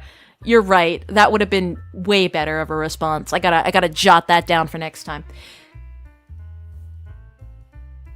You're above it all. Of course, because you're the sun and you're in the sky. You're above everything. No. I think I want to make a concentrated effort going forward. Like, okay, like, this is a personal growth kind of thing. But I want to swear less. Like, swearing is fun and all, but it's not as impactful when you do it all the time. And I feel like I swear all the time. I catch myself swearing, and it's not special when I do it now, so to speak, right? It's kind of like how I like to be fully dressed. Hold on. I like to show no skin so that when my skin does show, it's more impactful and interesting. That's why I'm always full body clothing. That way it's like, it means something when I show skin. But I swear like a sailor at times, and I don't know. I think a good challenge for me in the next year is to only swear when I really mean it. And that's gonna be hard. That's gonna be so hard. I've been trying the last couple of days, and even though I catch myself, I just sometimes I don't even notice. You know? I feel like I wanna be a bit of more of a class act. Mm-hmm. You know, more class act than class action lawsuit.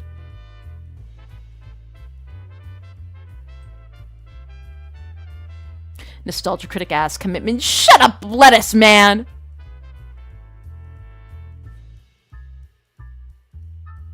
I need a swear jar. You know what? You know what? I do need a swear jar. We hit 10K. We hit 10K, and, you know, as a reward for that, I get to ask for something from my bosses. I'm gonna ask to commission a swear jar. I'm gonna see if I can get some custom CCS. I'm gonna put a swear jar on my channel. I think that would be very funny. It's not like you're a Pop character. Honestly, it's watching some of the Vivzy Slop garbage that had me really reflecting on my own language. Because every third word is fuck, shit, piss, come, die, whatever. Okay, die isn't a swear word. That's actually my favorite word. I'm not giving that one up. But, I don't know. If I say fuck off and die, I want everybody in the room to go, you know? I feel like that's the kind of way I want to be. I want to be able to walk into the castle grounds. I want to be able to go up to a soldier, and if he spites me, I can, like, you know, drop a hard curse and have the whole room turn around in horror because they know I'm going to do something diabolical, you know? I feel like if I become that kind of person, I evolve.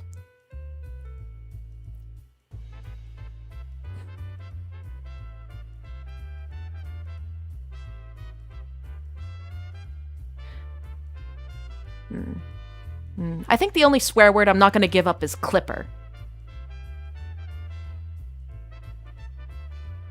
Because I think you nasty, disgusting clippers need to be called out at every moment.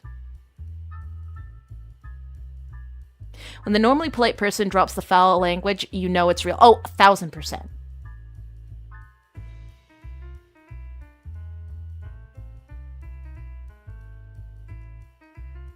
That's a swear it is now. For those who this is their very first stream, welcome, by the way.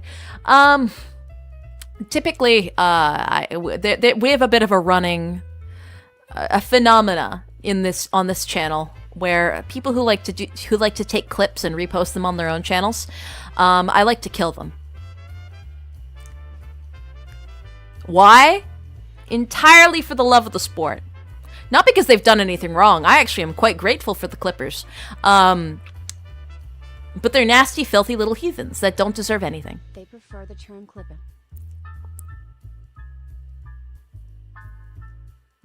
Is Jeffrey Epstein watching today? Epstein, I miss you. Where are you? Are you in chat, Epstein? Total clipper destruction. Yeah. Clippers are subhuman. The clippers deserve no rights. If you walk into the casino and I see that you're a clipper, I'm just gonna shoot you. Straight up. Not because you did anything wrong. You actually did a great service for the community. but it's really funny. Epstein, hi! Can you help put together a plane for me? I need to shove a bunch of clippers in there, by the way. We need to ship them out.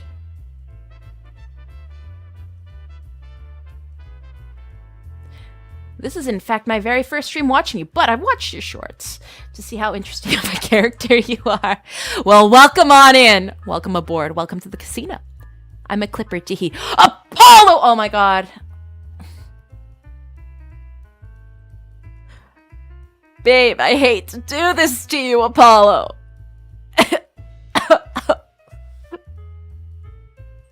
But if I must...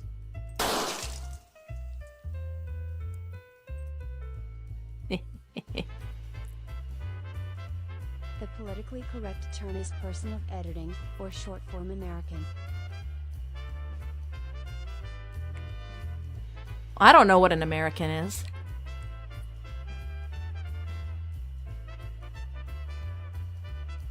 I can't shoot the sun. I mean, people shoot at the sun all the time.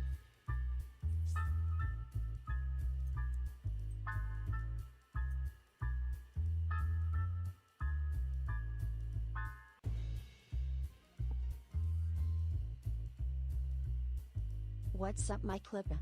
There's no clippers here. We already sent them all to the moon. I got Epstein to clear them out for me. Got my back shots, baby. That's degenerate.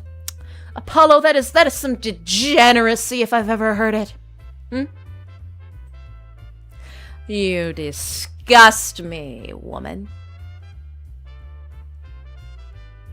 So when are we going to lunch?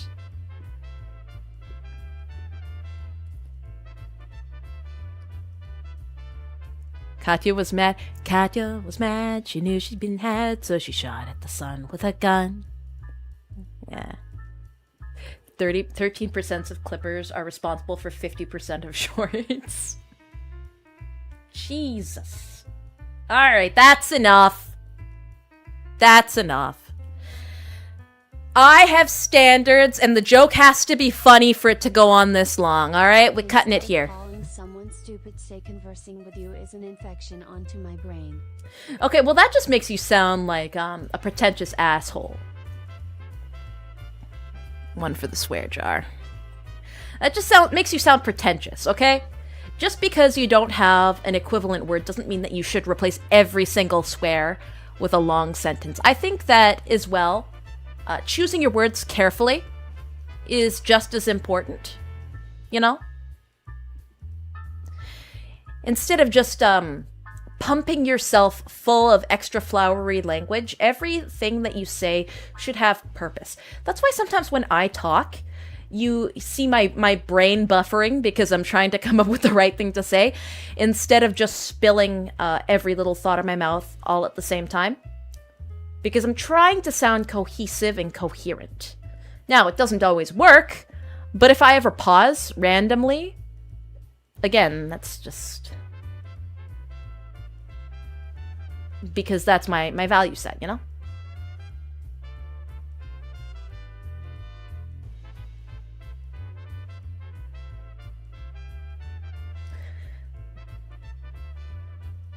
Sometimes you brain buffer limit all the time. Shut up. I love my flower words. Oh, I love flowery words too. I use them all the time. You know,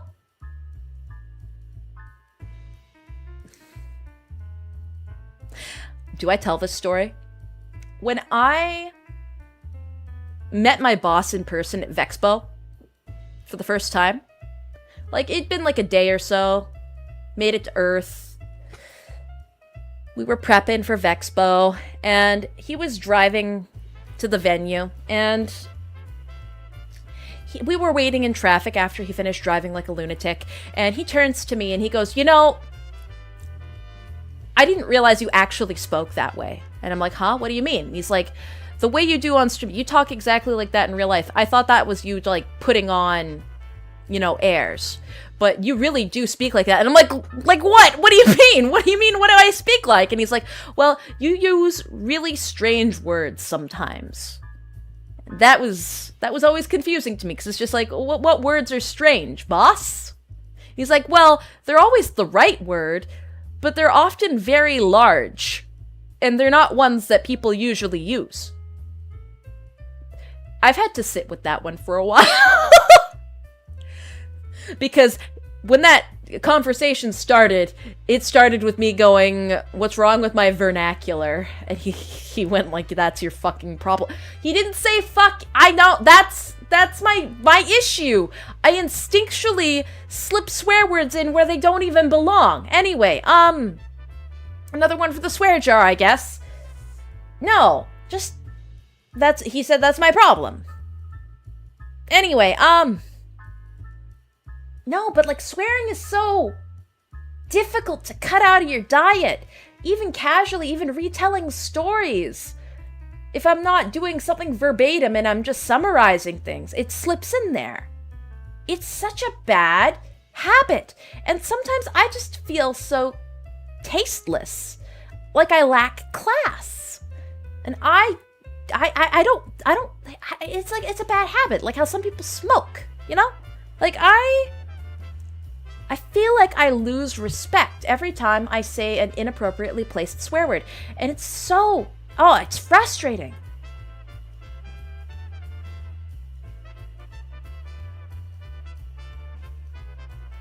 They're word enhancers, exactly. The fun words, and they're so easy to slip in. Like, every day I find, it's just, I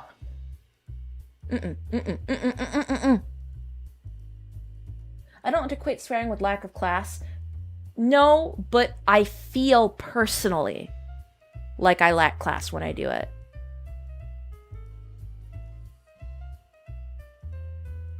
Swearing, huh?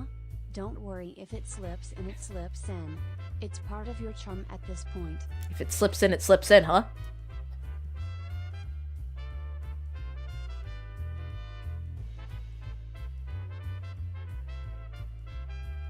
That's crazy work.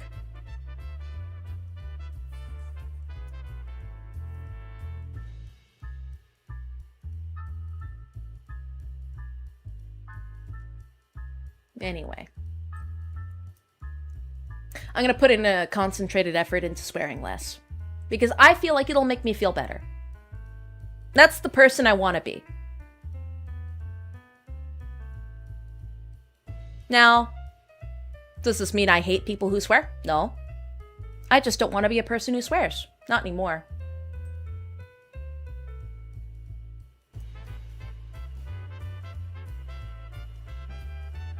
I say, you've been spending too much time with this downtown folk boss. That fine edge of yours is turning jagged like shark's teeth. Well, aren't you a charmer? You certainly know your way around words.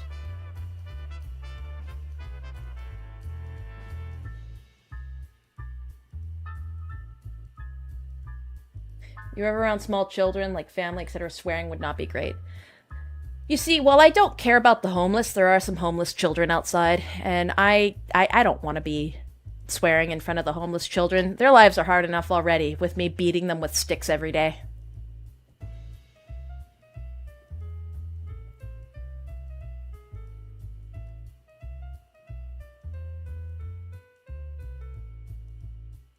Now, does this mean I'm banning swearing from my channel? No. You guys are allowed to swear. I don't care. I don't give it.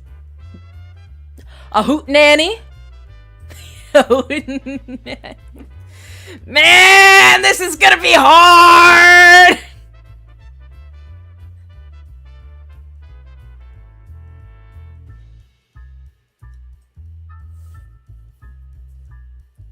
Although, I mean, I guess it's gonna be kind of fun.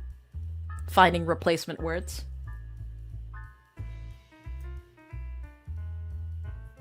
If Ava can do it, so can you. Oh, is Ava also not swearing?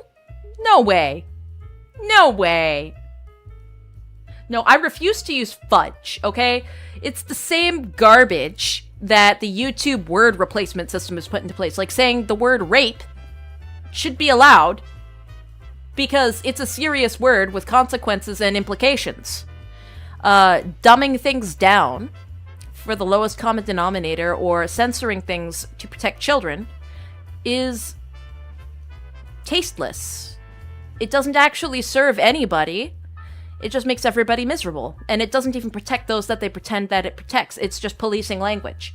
There's a difference between deciding for yourself that you don't want to curse and taking perfectly fine, acceptable words and turning them into swear words purely out of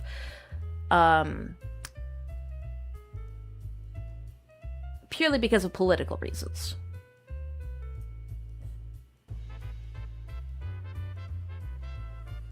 Unscrupulous. That's a fun word. The true path to power. Vernacular overwhelming. Choose to be vulgar or poised, but don't water them down. There we go. There we go. Vulgar or poised, but don't water yourself down. Posture yourself how you would want to be perceived in the world.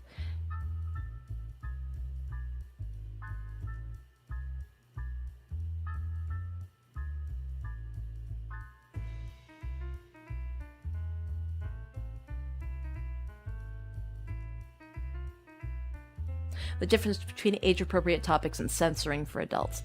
Pretty much. Okay, now you're just making fun of me in this chat. Well, golly gee, our lady's gonna be the darn hardest to be less vulgar words, so this bitch is shut up!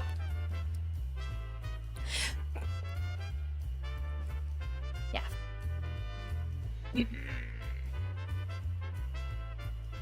Don't really have a choice. We have to learn to dodge censors with code, but IRL is a different story.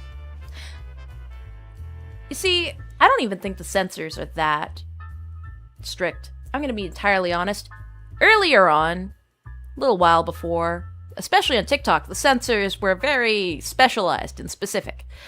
But now they just shoot blankly at everything and anything. And half the time they don't work for what they're supposed to work for. I think changing language to appeal to censorship emboldens the censorship, and it allows them to encroach further on other aspects of language. The more that you allow to be censored, the more that gets censored. Going back to an earlier tangent about bronies, it's like how I can tell how a furry artist was really into Zootopia. The way they draw rabbit OCS look like Judy recolors. Which is funny because the movie has several different models for rabbits. You know what? I've never watched Zootopia, but now I'm probably going to be looking for it. And Fedameme, thank you for the 50. Whenever people bring up my vocabulary, they make a point to talk about how weird it is. My dad described it as talking like a lawyer. I'm just doing what comes naturally. Pretty relieving to know that it's more common than I originally thought. Typo in the super... Ah! Just like me, for real, for real. No, it's not flowery or posturing language. Some people just genuinely have different circumstances they grow up in, and that informs the way that they speak to others and the way they move in the world. Some people have multiple methods of communication, and that is often cultural. That's called code switching, I believe. I don't think I'm capable of that. But yeah. I hardly think that the way I speak is strange, but I'm also surrounded by people in my casino that speak the way I do. It's environmental, and maybe I don't sound 100%, well, like the other people, by and large, but I'm quite happy with who I am. And every day I'm trying my hardest to become a more advanced version of myself. And you know what? The next step in my advancement, well, it's to not, speak inappropriately. It's to pronounce everything properly, not to bite my own tongue, not to stumble, not to stammer. Sometimes I have the most dreadful stammer, and it drives me up the wall. But no, the next step in my evolution is to cut swearing out of my diet so that it's a nice treat for me.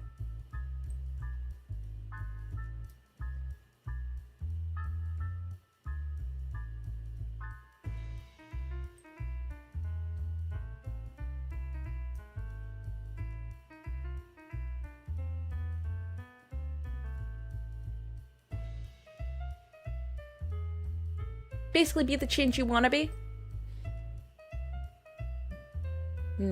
So to speak.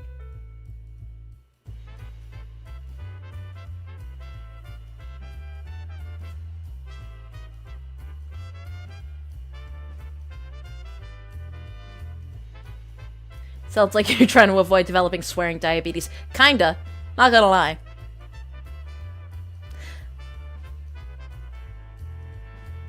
Katya not speaking like a sailor? Nonsense, especially after that one trip on a boat. Man, I can't hear the word sailor without thinking of that one song. It's like a shanty.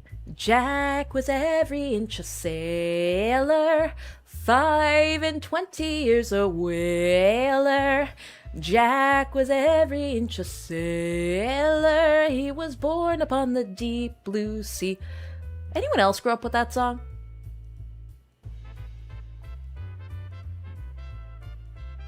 Tagged you in something anyways, I'm gonna ban myself by... Oh, eyebrow raise? Late donuts. Hey, Billy Donuts! Welcome on in! Thank you for bringing donuts, as usual. Place them on the bar. We'll share them with everybody.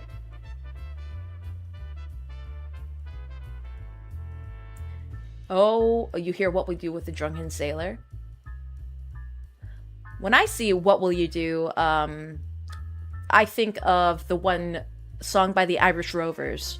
Oh, what would you do if you married a soldier? What would you do with the butt? Oh, hold on. Let me pull up the...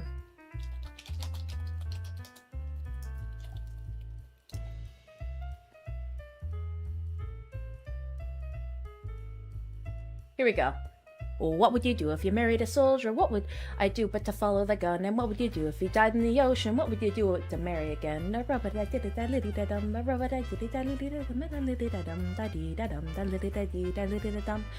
you do if the kettle boiled over? What would you do with to fill it again? And what would you do if the cows ate the clover?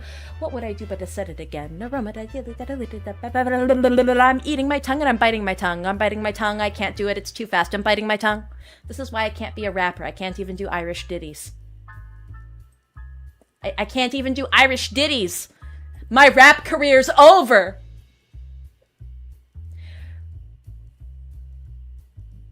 Sing us some banana terracotta pie.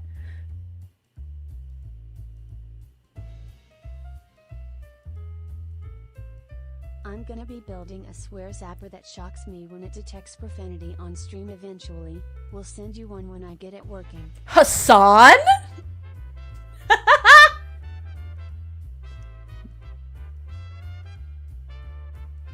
Ditty, not ditty. Ditty, like a song.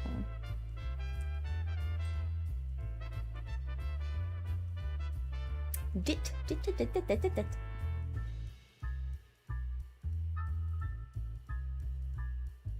It's easier drunk. No, it's definitely not easier drunk. Must go, best of luck. Less swearing. Swearing less. Oh, good luck. Swear... Am I dyslexic? I must go now. Best of luck swearing less, boss. Yeah.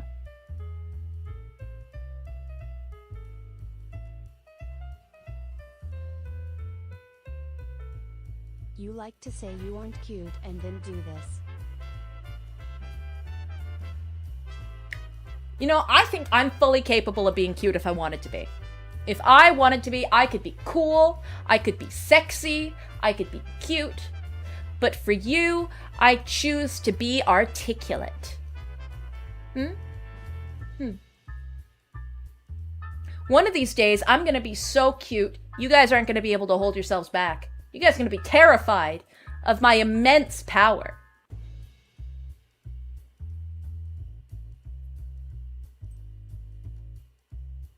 When did we change the topic to high fantasy? You know what, Andale?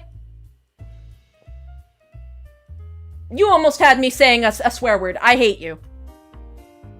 You know, I just because you, Andale, stream over. Die. Kill yourself right now. Anyway. Don't you wear a corset or a push-up bra? No. Unfortunately not. I feel like if I did, it would be over for all of us. Especially me. I feel like I'd drown. I feel like I'd drown if I tripped and I fell while wearing a push-up bra. I'd suffocate to death.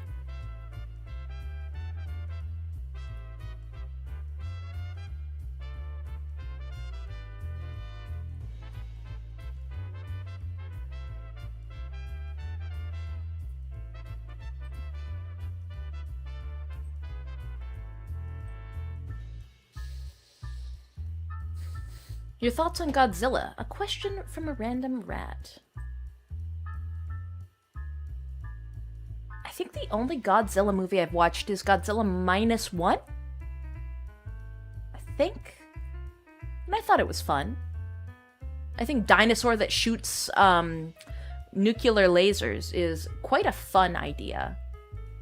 Quite engaging.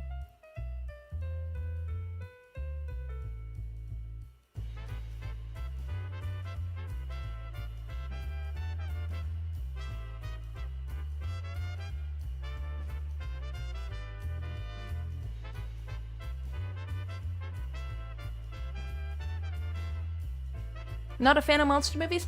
It's not that I'm not a fan of them, I just don't have a lot of time to watch them. When I have them on hand, I watch them. I quite like iterations of Frankenstein.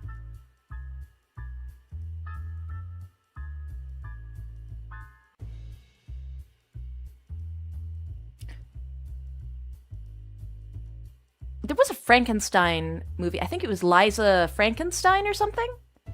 Came out in the last couple of years, and it's like romantic comedy slop. Lisa Frankenstein. There we go. That's what it was called. I don't know. It's got the one Cole Sprouse twin. Cole? Is it Cole Sprouse? Playing the zombie. Well, the Frankenstein zombie, so to speak. The concept behind it was interesting, but the execution was kind of weak. I do think the movie was very stylish, though, and I thought her killing her stepmother, well, it wasn't even her, it was the zombie, was peak cinema. I'm not sure, though. I've got mixed feelings about it. I think the mechanic of stitching body parts to him and then using the what's it called? It's the machine that you stick bodies into to make them darker, but it's not an oven. It's got like the blue lights. It's like the human oven that makes your skin darker for aesthetic reasons. The skin darkening machine. What's it called? Anyway, the woman sticks the zombie into the skin darkening machine and he becomes more human. Tanning bed! The tanning bed! I'm a fucking idiot. Shit! No! Work! I am a dreaded idiot. I am a blasted fool. I'm gonna kill myself right now. I'm just gonna do it. I'm gonna end my own. Do it on stream. Gonna do it for the viewership. Gonna kill myself for content. Okay. Why knife ear?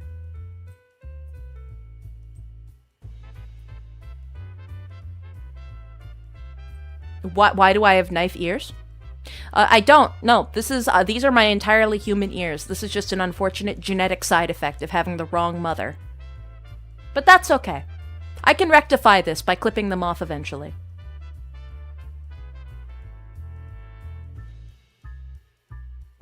Boss quickly getting the skin darkened. I meant the tanning bed! Shut up!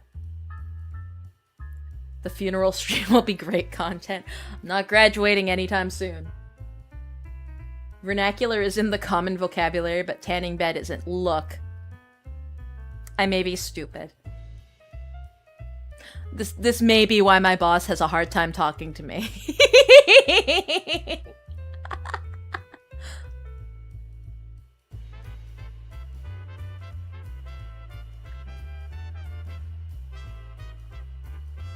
Elf circumcision is a terrible thing.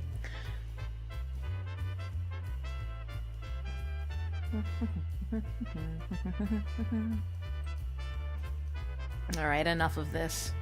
Gyaru, Katya, right now. I'd love to dress up like a Gyaru. I think that would be fun. I think me and Ava should do some Gyaru dress up together. Although, if she tanned, because she's kind of got like a green skin tone. If you haven't noticed, she's got like a green skin tone. Would that just make her a darker green? Like, would she become Shrek mode? Genuinely. I think I'm gonna ask her that. I'm gonna ask her next time I have her. Hold on, actually. Let me see if I can get her into a call real quick.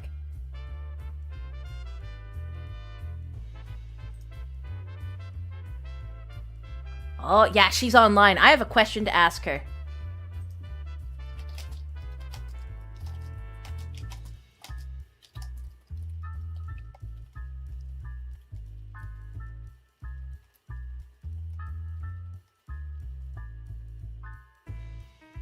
I'm sure she's gonna answer that question with happy sincerity.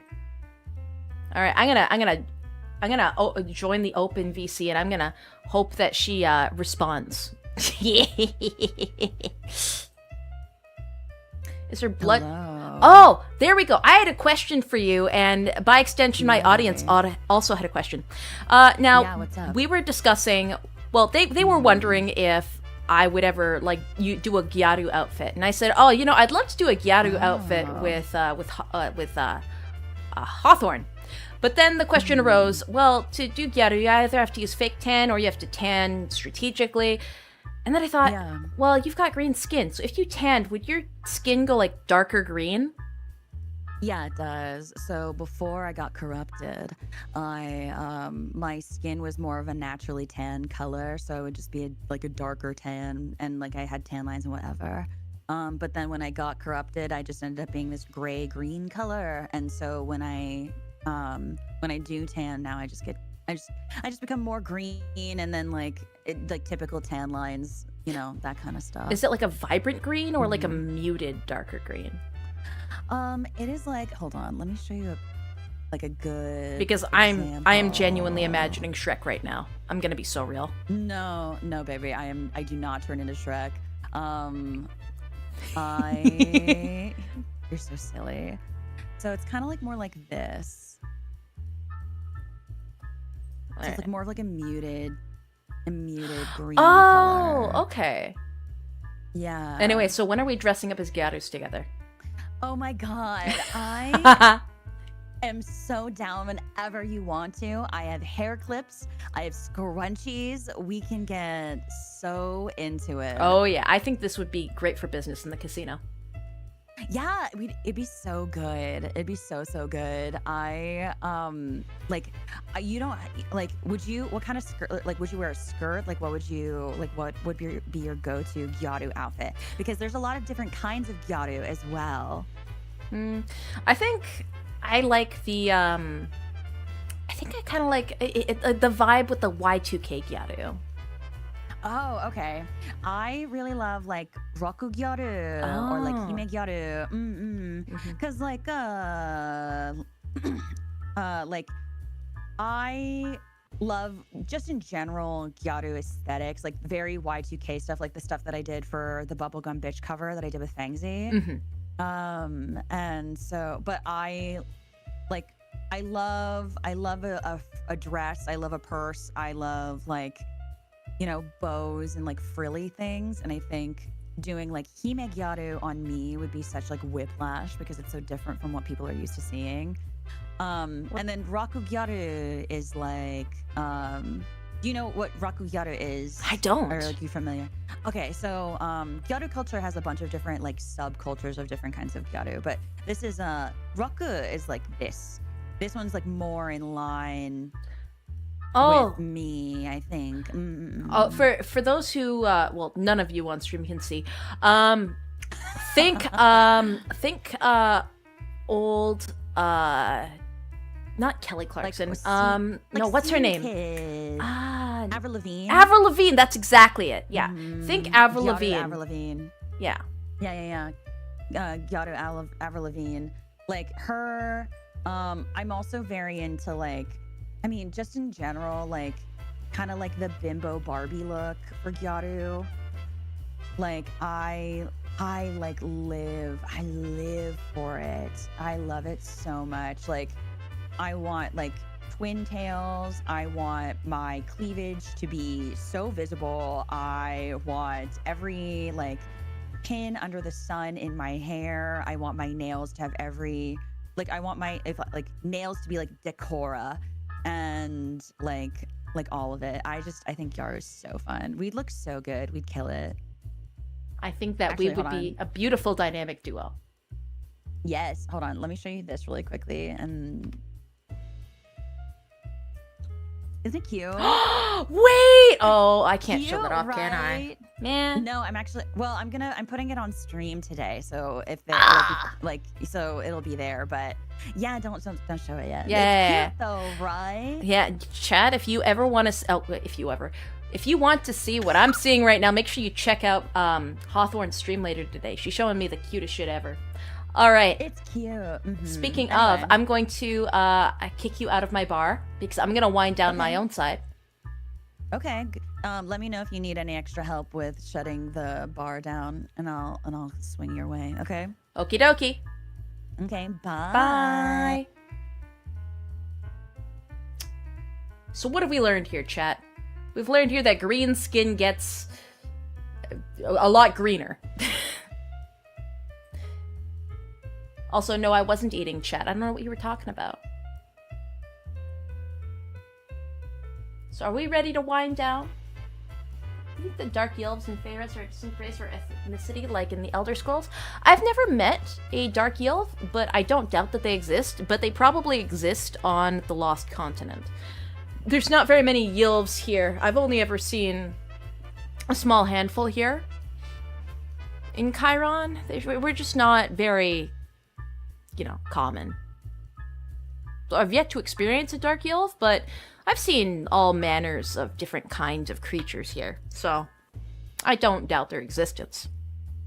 Do Clippers deserve rights? No, Clippers don't deserve rights. In fact, they deserve nothing. They don't even deserve what's left. I'm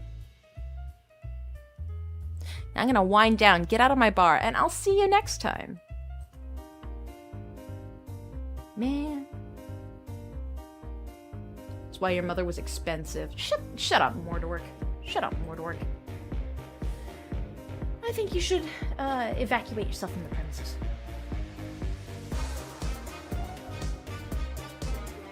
Oh, I should probably add, mayhaps I should probably raid. Let's raid into Kana. Alright, goodbye. Bye-bye.